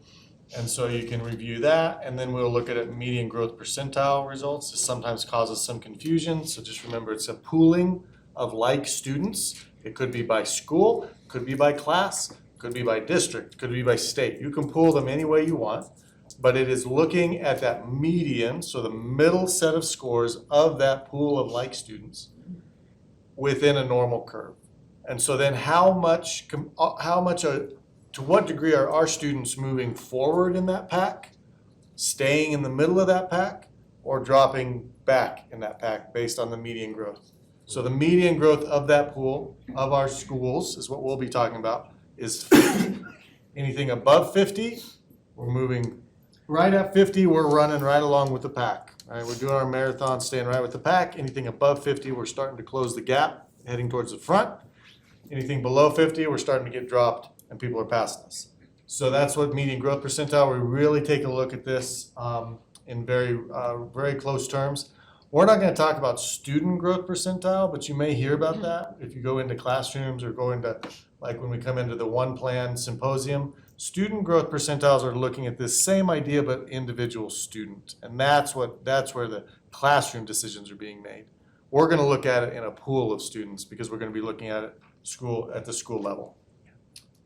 When we look at the number of days, this is kind of giving you windows of days. So from beginning of year assessment, mid-year and end of year, we are looking at the possibilities of moving that beginning of year assessment up. So to be earlier in the year, to expand, to shrink the window of days of instruction before testing so that we get a bit of a cleaner sample. And so that it's more in line kind of with other windows. So just overall, I won't go bullet point by bullet point here, but just overall, we see pretty consistent growth at elementary, encouraging and still more work at middle school. So we're seeing pockets of growth and pockets of real bright spots of the work that's happening. That's very reflective of the 5E data that we talked about. So we're going to take a look at homes, for example. but there's still a lot of work to be done at the middle school. And high school, we're seeing a more consistent set of growth moving students through high school. So that's one big takeaway. You can see we have 19 elementary school that met or exceeded expected growth in both ELA and math. So that's kind of that continued growth. 4 middle schools met or exceeded. So we're starting to see that wave of change, those pockets of growth, you could say. And then 4 high schools met or exceeded growth in ELA or math. You can see which ones were our biggest gains. Median growth percentiles of 60s and 65s. When you start to disaggregate that even by grade, we even had some 70s, which is fantastic. Like, that is awesome. That is kicking in and really starting to close that growth performance level gap I'll speak to in just a few minutes. So you can see across the board that it's a real mixture of schools too. I think Mike spoke about Queen Palmer being a high FRL school, but just killing it, right? With median growth percentile on both ELA and math. And you can see Adams being up there, Grant, as you heard at the last board meeting. So FRL, this is really empowering, and I want you to take this away, that FRL is not a limiting factor. Like we cannot keep using that as a limiting factor for ourselves, and we have proof in the data that it's not. Mm-hmm. That those schools, when they hyper-focus on who they are and what they are about, and really start to dial in those instructional decision-making moves based on data and based on those core climate and culture features, we see growth. Right? It's an empowering message from the data that those external factors are not, we cannot and we won't let them determine the story for us. The third bullet down, grades 3 through 5, all met expected growth, met or exceeded. Grades 4 and 5 in ELA, grades 4 and 5 met or exceeded in math. That's great stuff. Then also just North, Holmes, Tesla Middle, and West met or exceeded growth in ELA. I really want to highlight second to last bullet, especially with the emphasis that we're starting to put on opportunity schools being not the last place that a student ends up, but the best first option, right? Or the best option for a student to move through our system. Tesla Middle, 65 expected growth, median growth percentile in math. That kind of score in middle school math is big. That's big. So I just want to celebrate that. And then we see Palmer, 58, Palmer and Coronado both at 58, and then Doherty and Odyssey, 56 and 51. When we take a look at priority improvement schools, a lot of these were in the previous slide, but we can see that we had some good growth in priority improvement schools in ELA and in math. Also, Galileo, while not quite hitting that 50, we want to really honor the work that moves a school that was in maybe the 30s or 40s, low 40s. They are approaching that level of starting to do some gap closure. So that's Galileo and Swigert. Grade 3 again, really strong growth across the board. Grade 5 met in math. Subgroup performance improved, so both Black and Hispanic students within priority improvement schools are meeting, coming and approaching a median growth percentile that'll start to close gaps, as well as our free and reduced lunch population. I'll hand it over for visits. Yeah, so this slide just shows, again, we've been tracking the data over time. We've talked about this before.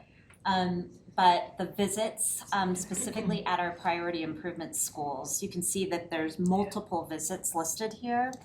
The boxed areas were mentioned on the previous slides in terms of strengths in district performance. So you can see where things are coming together. It's also aligning with that increase in improvement. As a reminder, the visits and supports are focused on 3 main areas. Leadership supports connected to one plan check-ins, professional learning planning, that sort of thing, coaching, observation, and feedback cycles in best first instruction, and then more team coaching and support. So for instance, with professional learning committees. So then challenges, we wanna watch where our data is responding positively to strategy, but we also wanna pivot and learn from the data where we need to pivot in our strategy. So challenges in district performance. This headline, the 11 students are generally growing at a slower rate. That needs to be performing at a lower grade level, because we are actually growing at about the same rate as peers around the country. So it's not growth. So if you look at that first bullet, 20% of D11 students are on track in math, meaning they are performing at grade level or above. That is a serious statistic right there, because that means the flip side of that, 80% of our students are below. They could be approaching. We have a good chunk of students that are approaching, but still below grade level performance. So we have this consistent thing that we want to close the gap with growth in the 60s, right? Because that starts to impact the number of students that are performing at grade level.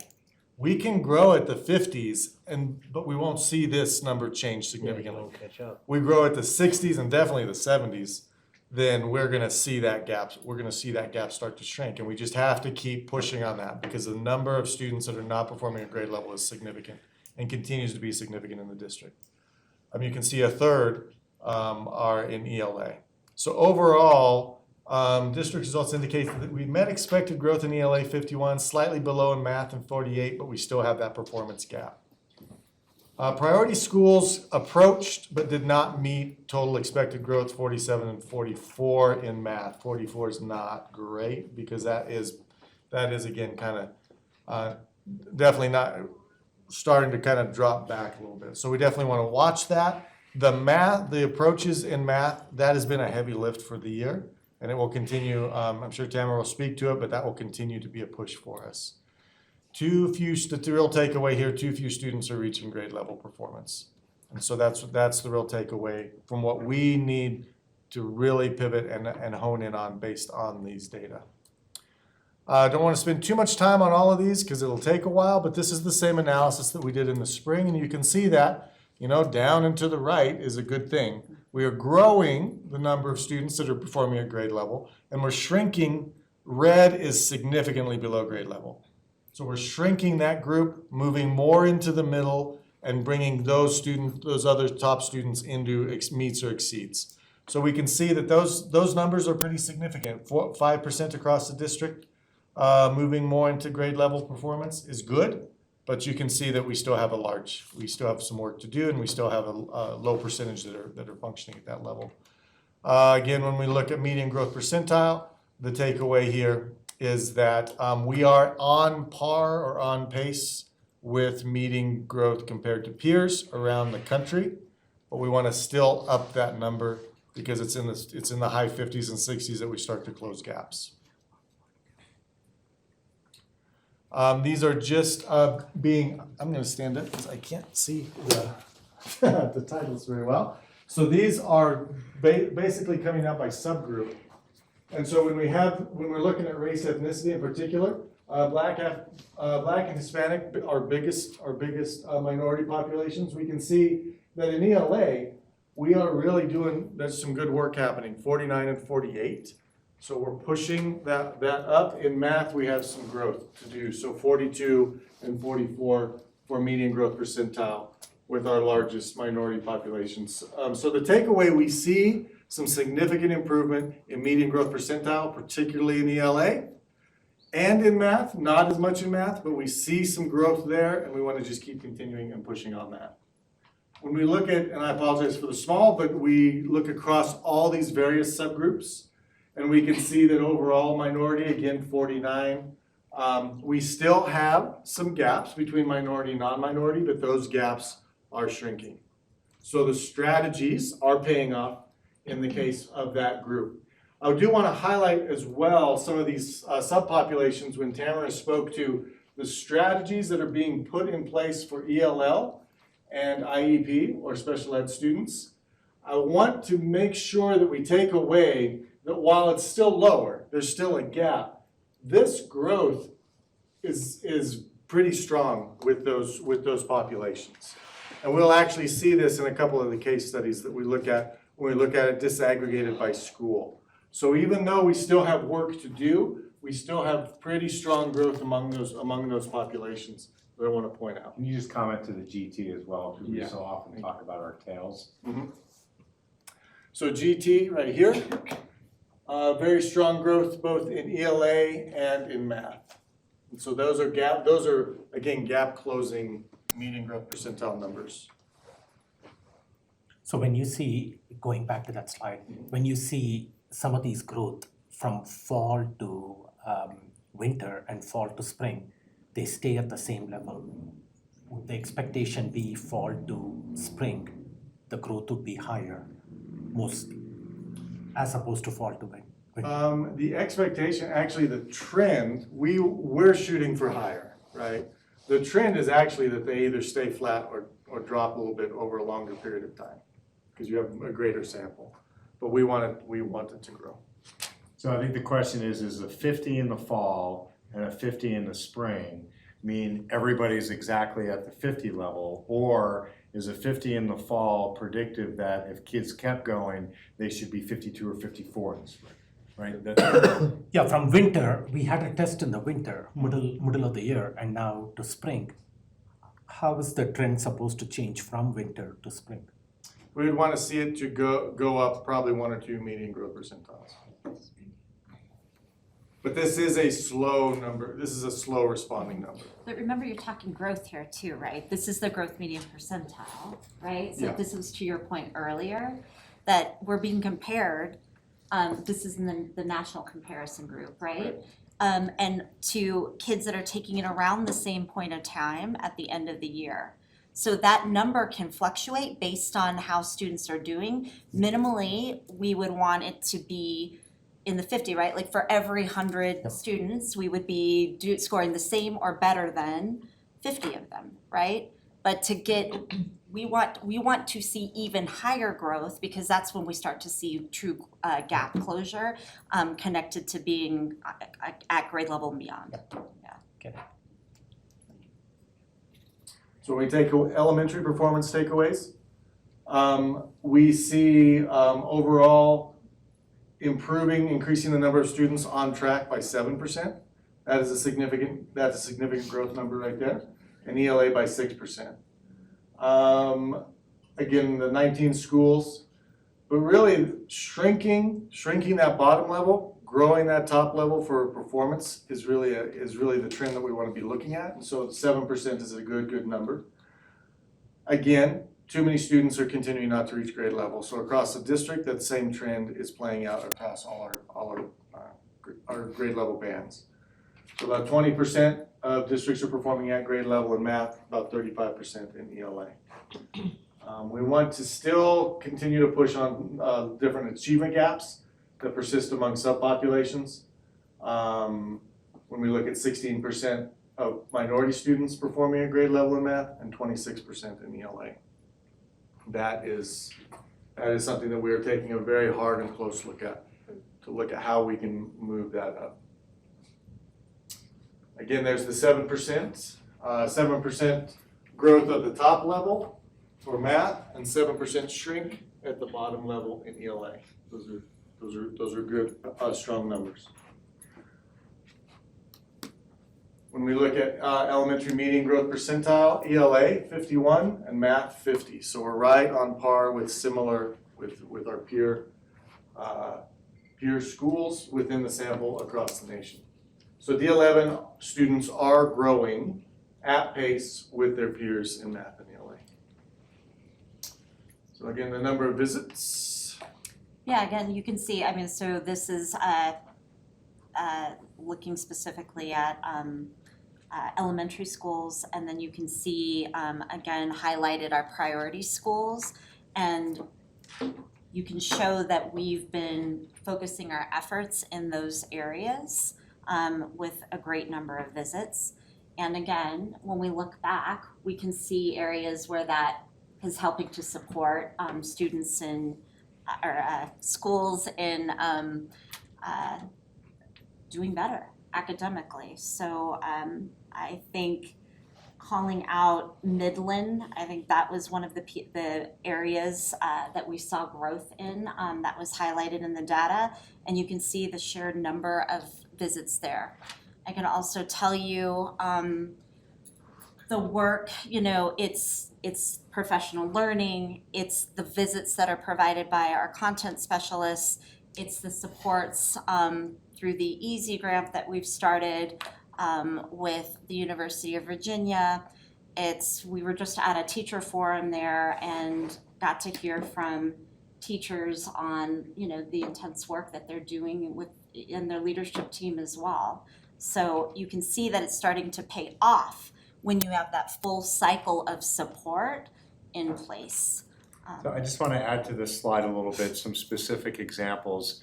Earlier in the year, we introduced this idea of dial-in supports, different tiered level of supports that schools may need. We know our priority schools need those more supports.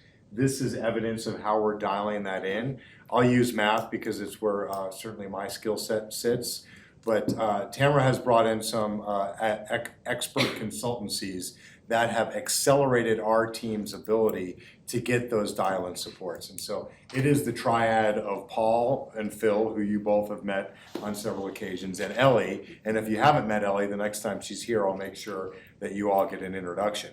Schools that were most open to that engagement saw the most growth.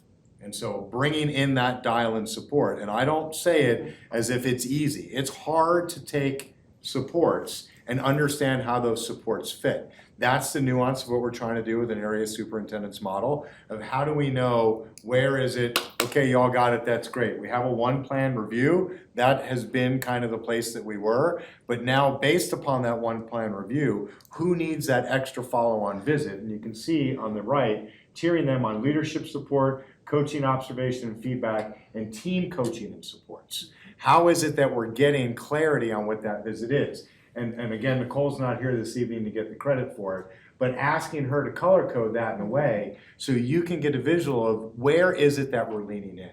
In a perfect world, all schools need the same things and we can deliver them in the same way. We know that that's not true, even just by individual principals or any one classroom that you've been in. We build everything that we do on the same model that we ask our teachers to do with our students. Differentiated, individualized, and personalized to be able to reach that learning objective. And so then scaling that on how it is that a principal is leading their teachers and or the area superintendent team is leaning in partnership with Ed Insights, with the area superintendents, and with the CAO's office, gives us that full wraparound support. You all know that this takes time. I am not the first superintendent to sit here and tell you that turnaround takes time. But we are seeing the right progress. And one of the things, I don't know if it's on a subsequent slide, I'd love to be able to talk about the number of days that we're representing. Yeah, we covered that one. Yeah, I'm glad that you mentioned that. That is, with the number of instructional days too, that is a change that David and his team are working to put in place for next year, that we start that assessment earlier so that we can have very much more accurate baseline beginning of the year data and a larger number of instructional days between the mid-year point than connected to the He mentioned that. All right, jumping into middle school, a very similar approach. So we're gonna look at the overall takeaways and a few of the details. 4 of 10 middle schools, like I said, met or exceeded expected growth in ELA. Tesla Middle exceeded in both. So we have 2% and 6% growth ranging in math and ELA. We'll take a look at that on the next slide. Tesla, again, 65 math, 50 ELA. Holmes, 52 on ELA, and a high, relatively high in math, but didn't meet the 50 threshold. North 55 ELA and West 55 ELA. So we have, again, these pockets of growth, and just the layering that on top of the 5E data that we talked about is really critical. That the climate and culture work that the middle schools in particular are doing, that's a high leverage strategy because of just coming back out, learning how to do school again. I just sat in on, they had the second innovation cycle, the middle school principals. They brought teams with them, and they were doing design lab work as follow-up. And that was the takeaway, was just reculturating students back into doing school in ways that give students some level of controlled autonomy and buy-in into why they're in a building, and it pays off. So to hear that work that Tony is leading, in particular at Holmes, was pretty powerful to hear. So when we look at, again, same story, moving more students into grade level performance is our number one priority as we look at those dial-in supports that Mike just talked about. Again, down to the right, it's a little less of a slope at middle school. It's to be expected, but we see the trend overall. But I would like to really see those 7% and 8% differences rather than the 4% and the 3%. When we look at median growth percentile, you can see ELA is very close to median growth, 49. In math, we struggled a little bit more at 43. So that number has to come up in order for us not to lose the growth that we saw approaching into the winter and into next year. So D11's middle school students did not continue to grow as quickly as their peers around the nation. Look at the number of visits. I'll hand that back over to Tamara. Yeah, you can see again, the focus on priority schools. I know West was called out in the data for ELA growth and work there. And I would say the strongest growth that we've had trend-wise, we saw with elementary, and that's where we flooded a lot of resources there and to close the gap early. And in middle school, we need to continue the focus on the number of visits so that we can see the impact as we move into next year. When we look at high school performance, those takeaways again, very similar trend. We see Coronado putting up the strongest growth in ELA and strong growth in math. Doherty coming in, Odyssey, as well as Palmer. One very exciting piece that the high schools have struggled with in the past is closing some of those gaps and subgroups. Minority students met expected growth in ELA across high school generally. So at 51, so some of that gap closure with our subpopulations. And they shrunk the number of students performing well or below by 7%. Again, those numbers, when we start to approach the double digits, are going to be powerful, and that's a good trend. Same story, meeting grade level is low. So it's the same trend across all grade bands that we see. There's the 7% shrinking of the lowest performing students, so from fall to spring, and then 5% growth in ELA. I don't want to say growth to confuse it, but 5% growing the top band right there. And we met and exceeded growth for our high school students compared to peers across the nation. So in ELA, 55, and in math, 50.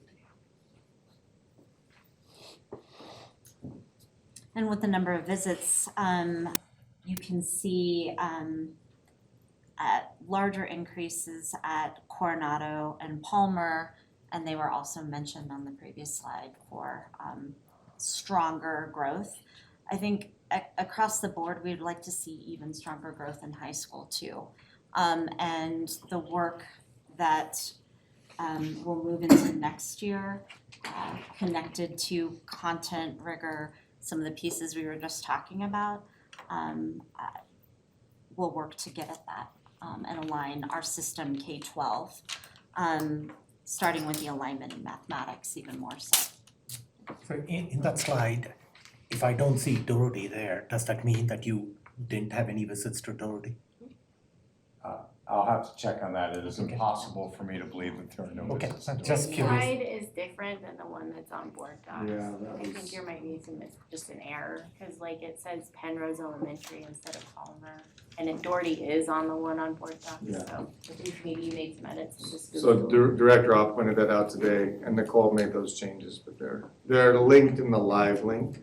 They're not. So we'll correct these slides and repost on Board Docs to get them to be consistent with the data. I do want to talk a little bit about Mitchell. We are looking specifically at Mitchell because if you remember from their 5E was down. They did not meet expected growth in either ELA or math and getting a lot of visits and a lot of support. So what we're doing is we're looking first at talking to our contact at University of Chicago with the 5E to just give us a feel for a school in the process of turnaround, because we saw some real bumps last year, right? And coming into this year, a school in the process of turnaround has a trajectory of managing the inputs that are going into it, as well as managing the expectations of the staff and looking at the fact that 15 vacancies that they were working through this year within this culture of pretty rapid change and lots of inputs. That is a normal trajectory that they've seen within their data. To see some of those challenges kind of get amplified in year three and 4. So clearly, we're gonna be watching Mitchell and looking at how to support that in the best way possible. And just wanna point that out. I wanna jump in just because we brought it up. Sherry, you just wanna real quickly, we did take a deep dive on the student performance data as well, and there are some takeaways that the slide doesn't show. One of the places that we found some real positives for Mitchell in the 5Es data was in the area of ambitious instruction. And when we look at the components that are directly aligned to their instructional expectations, the things that the entire leadership team looks for coaches on and they engage in professional learning around, some of their strongest growth was in math instruction on the 5Es. Academic press, so the idea that we are challenging and stretching our students, asking more of them, asking for deeper thinking, and quality of student discussion. All of those were significant gains within the 5Es that when we go down a level from that overall picture, those are pieces that are going to impact in a positive way at Mitchell, even though we didn't see them in the bigger just 5E visual. We're also seeing better participation rates at Mitchell, both last year and this year, in all standardized assessments than what we saw previously. And when we're testing all kids, that makes a difference in the data that we can use in PLCs, professional learning, those sorts of things, rather than opting out large numbers of students.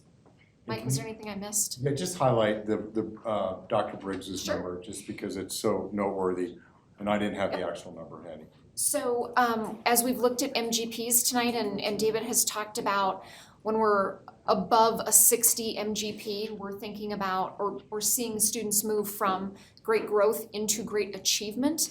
The MGP for Dr. Briggs' classes, she's the math department chair at Mitchell, her MGP for her classes was a 62. I didn't pull that yet against other math teachers in the district, but just based on that number, we should see students in her classes start to move from growth to achievement. And it's not just about Dr. Briggs, it's also about the teacher leadership that she engages in to pull the rest of the math department at Mitchell into these practices that are paying off in such large numbers for her students as well. Thank you. Sure.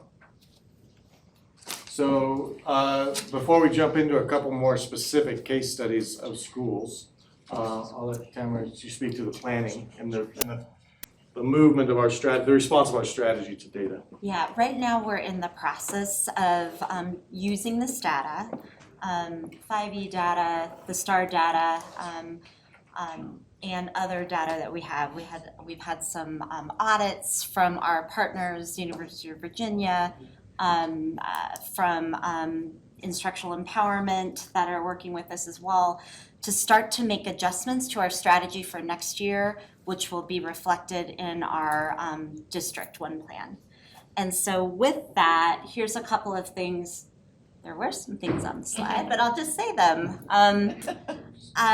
One is, and you've seen it, aligning our budget to meet the needs of our dial-in model and additional supports. So we saw that with right now, when we look for mathematics, we have Paul and Phil for the district. And that's at the disposal, for our area superintendents. What we've done is we're adding math TOSAs and math literacy TOSAs that we are aligning to the areas to train and support the work in mathematics and literacy. So that's one area. Another is just further defining and aligning our dialing supports. So while that's math and literacy, across the system in student engagement and success in things connected to with that student engagement behavior supports, our gifted population, CLDE. We are further defining which members from those teams are part and connected to which areas that we will roll out in June, clarity to schools and to the area teams, so that our area teams will have even more content experts at their disposal to deploy across our schools as needed. We're continuing to expand our cascading professional learning model. Today at our K-12 meeting, we were able to roll out dates attached to our year-long professional learning plan, starting with what is happening at the beginning of the year. So down to our leadership days to go back into our one plan after we get CMS data and make adjustments, going into our dates for teacher training on the 10th and the 11th, and what we're doing there specifically for mathematics and literacy.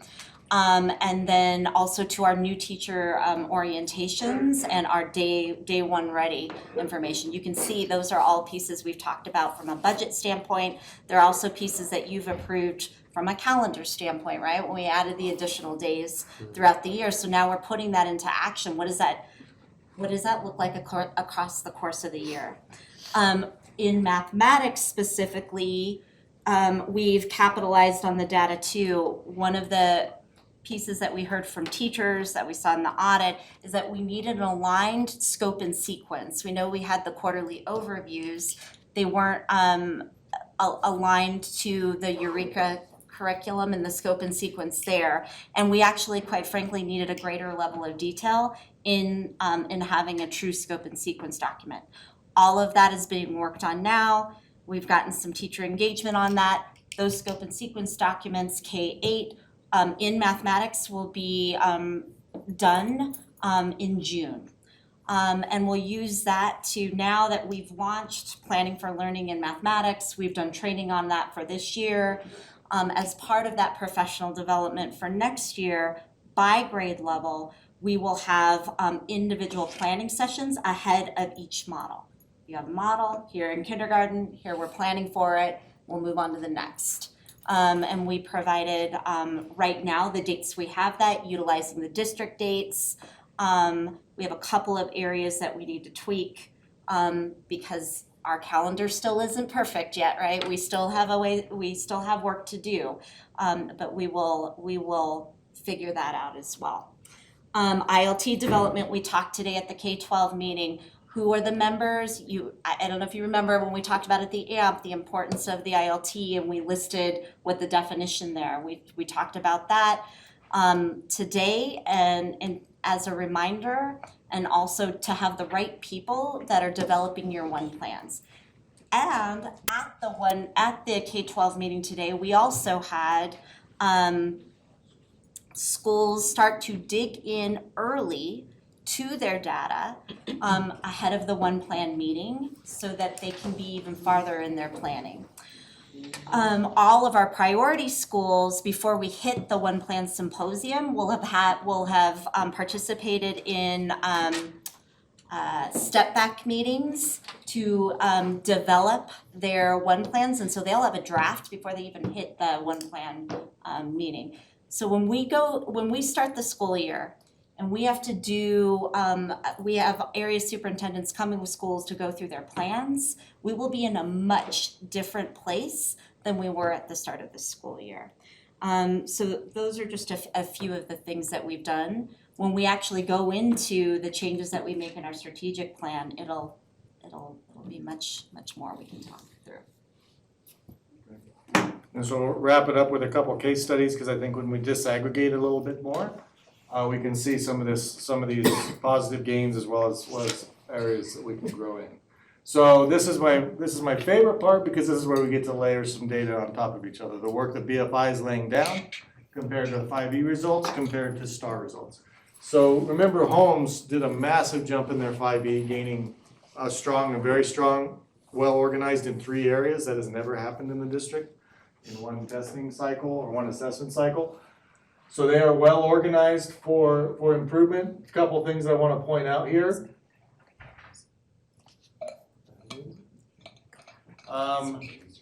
This one here, when we talk about special pops, our students furthest out at the margins typically at Holmes are growing in good ways. In ELA 53, so they exceeded expected growth, and in ELA,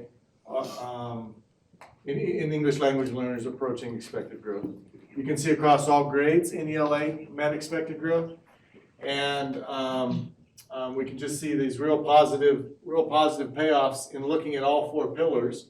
So building relationships, I would say at the student level, what I heard today, that was the biggest focus, that they really invested in building the relationships and creating relevancy. Now really starting to push on fostering disciplinary literacy and meeting the needs of all students is their next step. If we look at Queen Palmer, this is cool. Like this is, I mean, check this out. Grade 5, grade 4. I mean, those are nutty numbers. 70, median growth percentile of 70s, in the 70s is fantastic. So the real takeaway is that strong climate and culture, that laser focused climate and culture produces significant, astounding growth, academic growth. Right? And so really when we see all green across there, well organized for improvement, it's paying off and it's producing results. Queen Palmer is a case study in amazing growth, but still having the majority of students performing below grade level. 70s in growth will really start to close that gap. But you can see how many students are still performing below grade level. For example, grade 4, 24% are at or above grade level. So they moved a significant number, but it's still relatively low. But a laser focus on climate and culture produces astounding growth. What I want to point out with Holmes is that using common vision, using student voice was a key piece of their work. So we did focus groups with students, with middle school students, about what is their experience as a middle school student in D11, and that is driving the innovation work at Holmes. McAuliffe is an interesting case because we have right here, if you remember the statistics, when we have one weak area, it decreases the chance of a school getting significant growth to less than a 10% chance. Right? So Holmes really working in and dialing in on collaborative teachers, building that trust among their staff. So to get this out of the red. But I want to point out that we don't just want to chase after green all the time, right? We want to look at growth in the climate and culture, because what we see in McAuliffe is that even though we have some weak areas, we still see some decent growth. So 51 in ELA. Again, some very strong growth with our subpopulations, and still trying to close that gap of grade level performance. What was interesting here was the ambitious instruction of +15 and effective leaders +11. I will expect to see these weakest areas really start to pop up into probably neutral next year. When we look at freedom, we can see again growing into a healthy and strong environment, well organized for improvement, but growing trust between teachers and leaders is the key piece of this story. So that produces sizable academic gains. So even though they move, they're still in the neutral, it's improving, and that's showing up in different gains, especially among their subpopulations. Check out that ELL number, 62 within ELA for English language learners. That's powerful. And then SPED as well at 53. Coronado, our first traditional high school or comprehensive high school campus to move into organized for improvement. And we can see the collaborative teaching and involved families being the strong one there. And we can see that that's paying off in growth in grade 9, 61 MGP, grade 10, 57, grade 11, 53. So those are all very strong numbers that are reflective of that collaborative teaching. I would expect that to really start to pay off into ambitious instruction, which then should support even greater growth, and then meeting a couple more pillars, probably 3 and 4. And then Odyssey is our first high school. It was well organized for performance, and this is our last one. They are green across the board, and we can see that focused attention. So the takeaway there, focused attention on post-secondary success. That's their identity. That's who they are. Everybody knows it. Everybody's working towards it, right? Students are there because of that. That is significant support for environment, for a positive climate and culture. So that creates a healthy school culture that produces academic growth, as you can see here.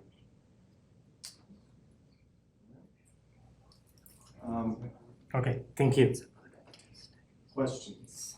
That was a comprehensive presentation of the end of the year. We can go through all 72 No, slides. I'm if sure want. you have. I'm assuming all this data is available at each one of our schools, Yep. and they are Yep. dissecting the data every We which. started doing and going deep into today. Okay. Tamara touched on that, so we're prepping for One Plan symposiums. Yeah. And so today's K-12 meeting was diving into the data.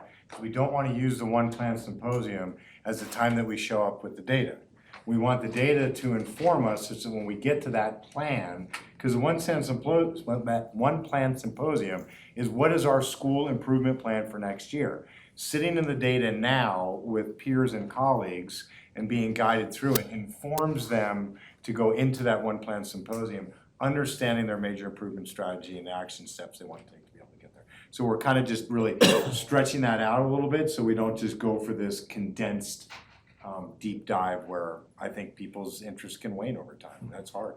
And that's not just the one plan team at each building site.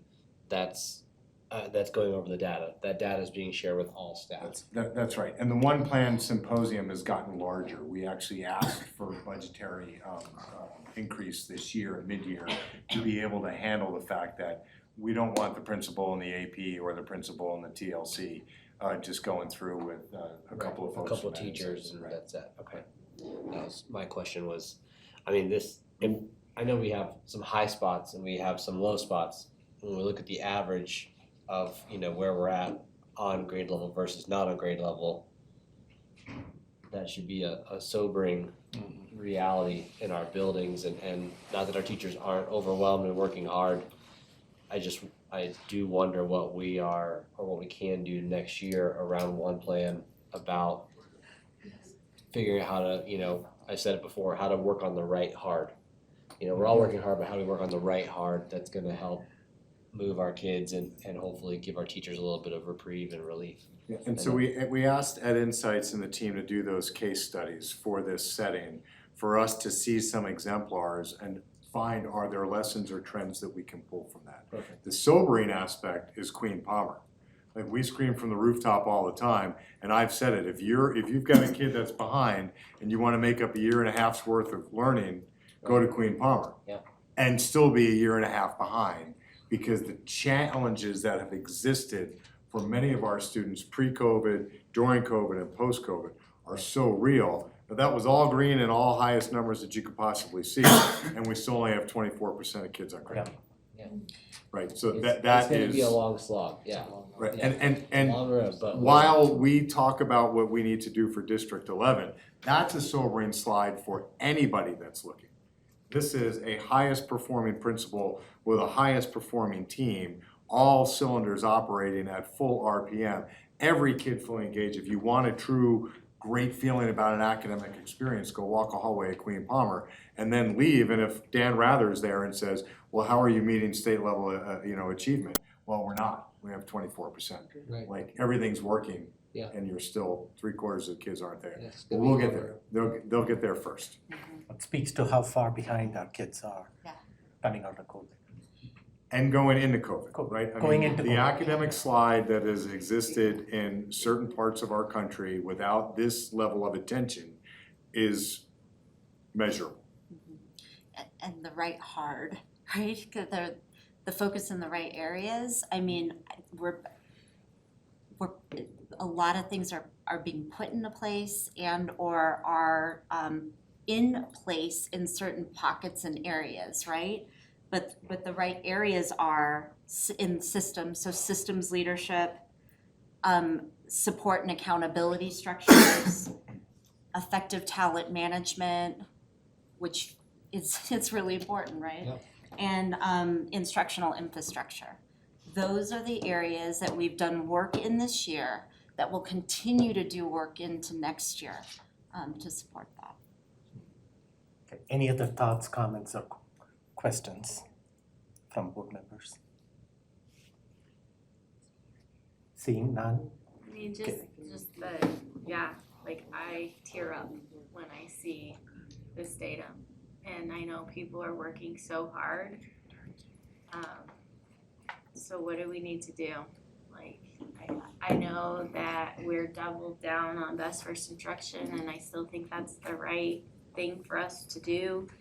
But I guess I'm just wondering, is there something else that you're thinking about that we might pivot or We're add or confident that take best away? first instruction is the right strategy. We are nuancing to meet, again, differentiated individual and personalized needs of schools. We have a small cohort of schools that really need some help on behaviors. So we are extending resources, but then pooling them together to try and find a way that instead of each one of them chasing a program or a philosophy, how do we get that information and then collectively share it in the same way that David and the team have brought this together here? I would say that's probably the biggest area of focus of an addition. We'll just call it behavior opportunities. You know, discipline can carry with it a one-sided view. We are in the, I share this story all the time. I'm constantly torn every time I sign an expulsion package of what is the root cause, not the event that was the expulsion. Where was it that there was an intersection that an adult could have influenced and changed the vector for that child? And again, we are confident that we're on the right path to solve that as well. So you're saying, and I wasn't saying we should be away from BLS at all. My question was, in addition to something to take away, and behavior is where you're gonna go. We need our teachers to feel as if that they can stay focused on best first instruction and not be distracted by student behavior. I mean, we saw that in that 5E data that they don't feel safe, and there's some stuff going on in our schools, so that makes a lot of sense to me. I would just say also, it elevates what we saw in the 5E data of the parent engagement piece, like, we need them to help us. I mean, this is gonna take all hands on deck. Yeah, and the idea of parent volunteers, there's a real good chance that a simple solution is a parent in a classroom can often have a tendency to deter negative behavior by students, even if it's not their parent. Yeah. Well, and just like, marketing campaign, read with your kids for 10 minutes every night, like, let's put the billboards up that say those kinds of messages about parents. You are the ones that are gonna help turn this district around with us. I do think having a systematized approach, kind of to what Odyssey is doing, focused attention, utilizing the power of those opportunities campuses to a greater degree, not to be the last catch, but the first catch. So we had a great meeting with Doherty, and I think just in high school in general with the centralized enrollment office, to be a team effort in getting families like that are severely credit deficient into the best program for them from the start, as opposed to at the end. So I think that's one strategy, and then systematize, nailed that word, CTE. I think more and more that's going to, I watched it with my own son, just the change that having a clear CTE pathway for him was. Kid couldn't turn in a homework assignment to save his life. There's a trail of papers behind him. But the second he got the chance to work on engines, he was on my case. Hey, did you sign this form? Did you get this form in? Yeah, okay, just chill out. Because there was a focus. So I think that's one real powerful area. Yeah, there's no shortcut for focusing on quality, standards aligned, instruction. Like the planning for that, the follow-up with observation and feedback, the opportunity to understand the development of mathematics, so there's like no shortcut for that. So it is how we're spending our time and the amount of support we're providing. We're putting things in place to be able to do that even more and expand it while we're building our cadre of building on the excellence of people that have been doing the work, but that are learning even more. And there again, no shortcut. It's intense work. We need to continue on it. And we need to continue to evaluate our resources too. In literacy, like so in Eureka Mathematics, great. We've got moving into high school, what we're doing specifically in mathematics with geometry coming on board with the resources there. In literacy, we have Wonders. Evaluating in the intermediate grades, does that have the level of text complexity that we need to have? So there's no shortcut. We are focusing in the right areas and we need to continue to have these sorts of, conversations in response to data. I thought about that too, like with the curriculum, that we have a lot of one-time money. So if we felt that we needed to make a change curriculum-wise, we could do it because we have the funding, the one-time money, and then we get on the 5-year track or whatever budget-wise of however often we update.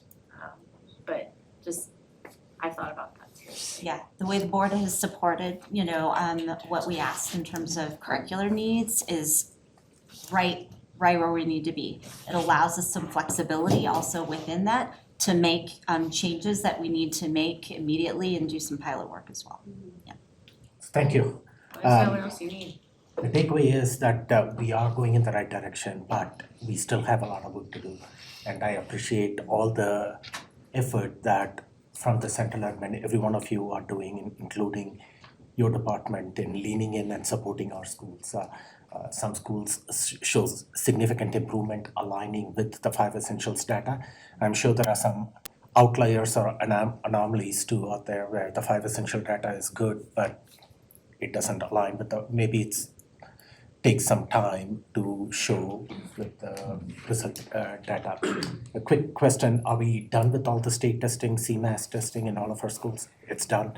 And there was one, Sophia was the only kid that didn't test. oh yeah, I know, probably. She's got the AP testing tomorrow, I know that. Was participation good district-wide? Are we not going to get dinged for that low participation or anything like that? The participation numbers are being resolved right now, but I believe at first glance, yeah, it's strong. Okay, and then the next step in the process, when do you anticipate the first round of results? I'm sure it is embargoed. When does that come out? Usually late July, probably early August.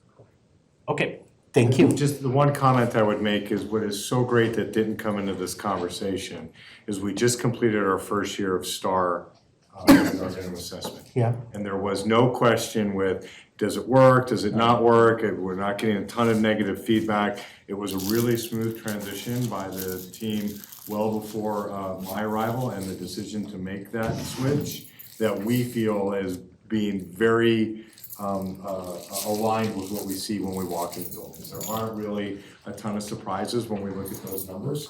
They seem to be consistent. Now the next measure will be how predictive they are or not of our CMAS scores.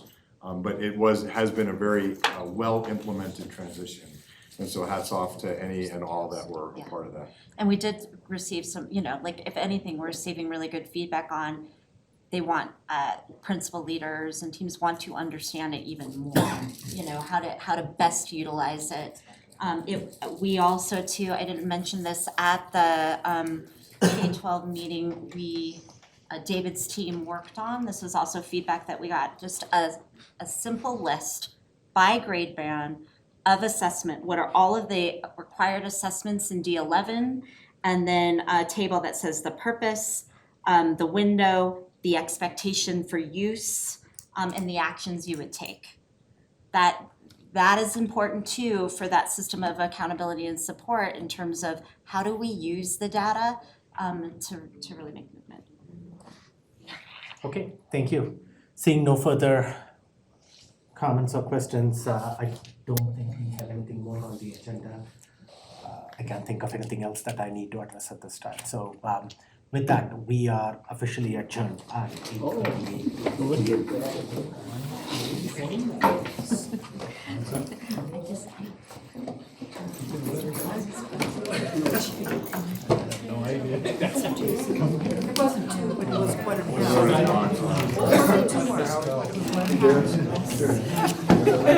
Everything has to be.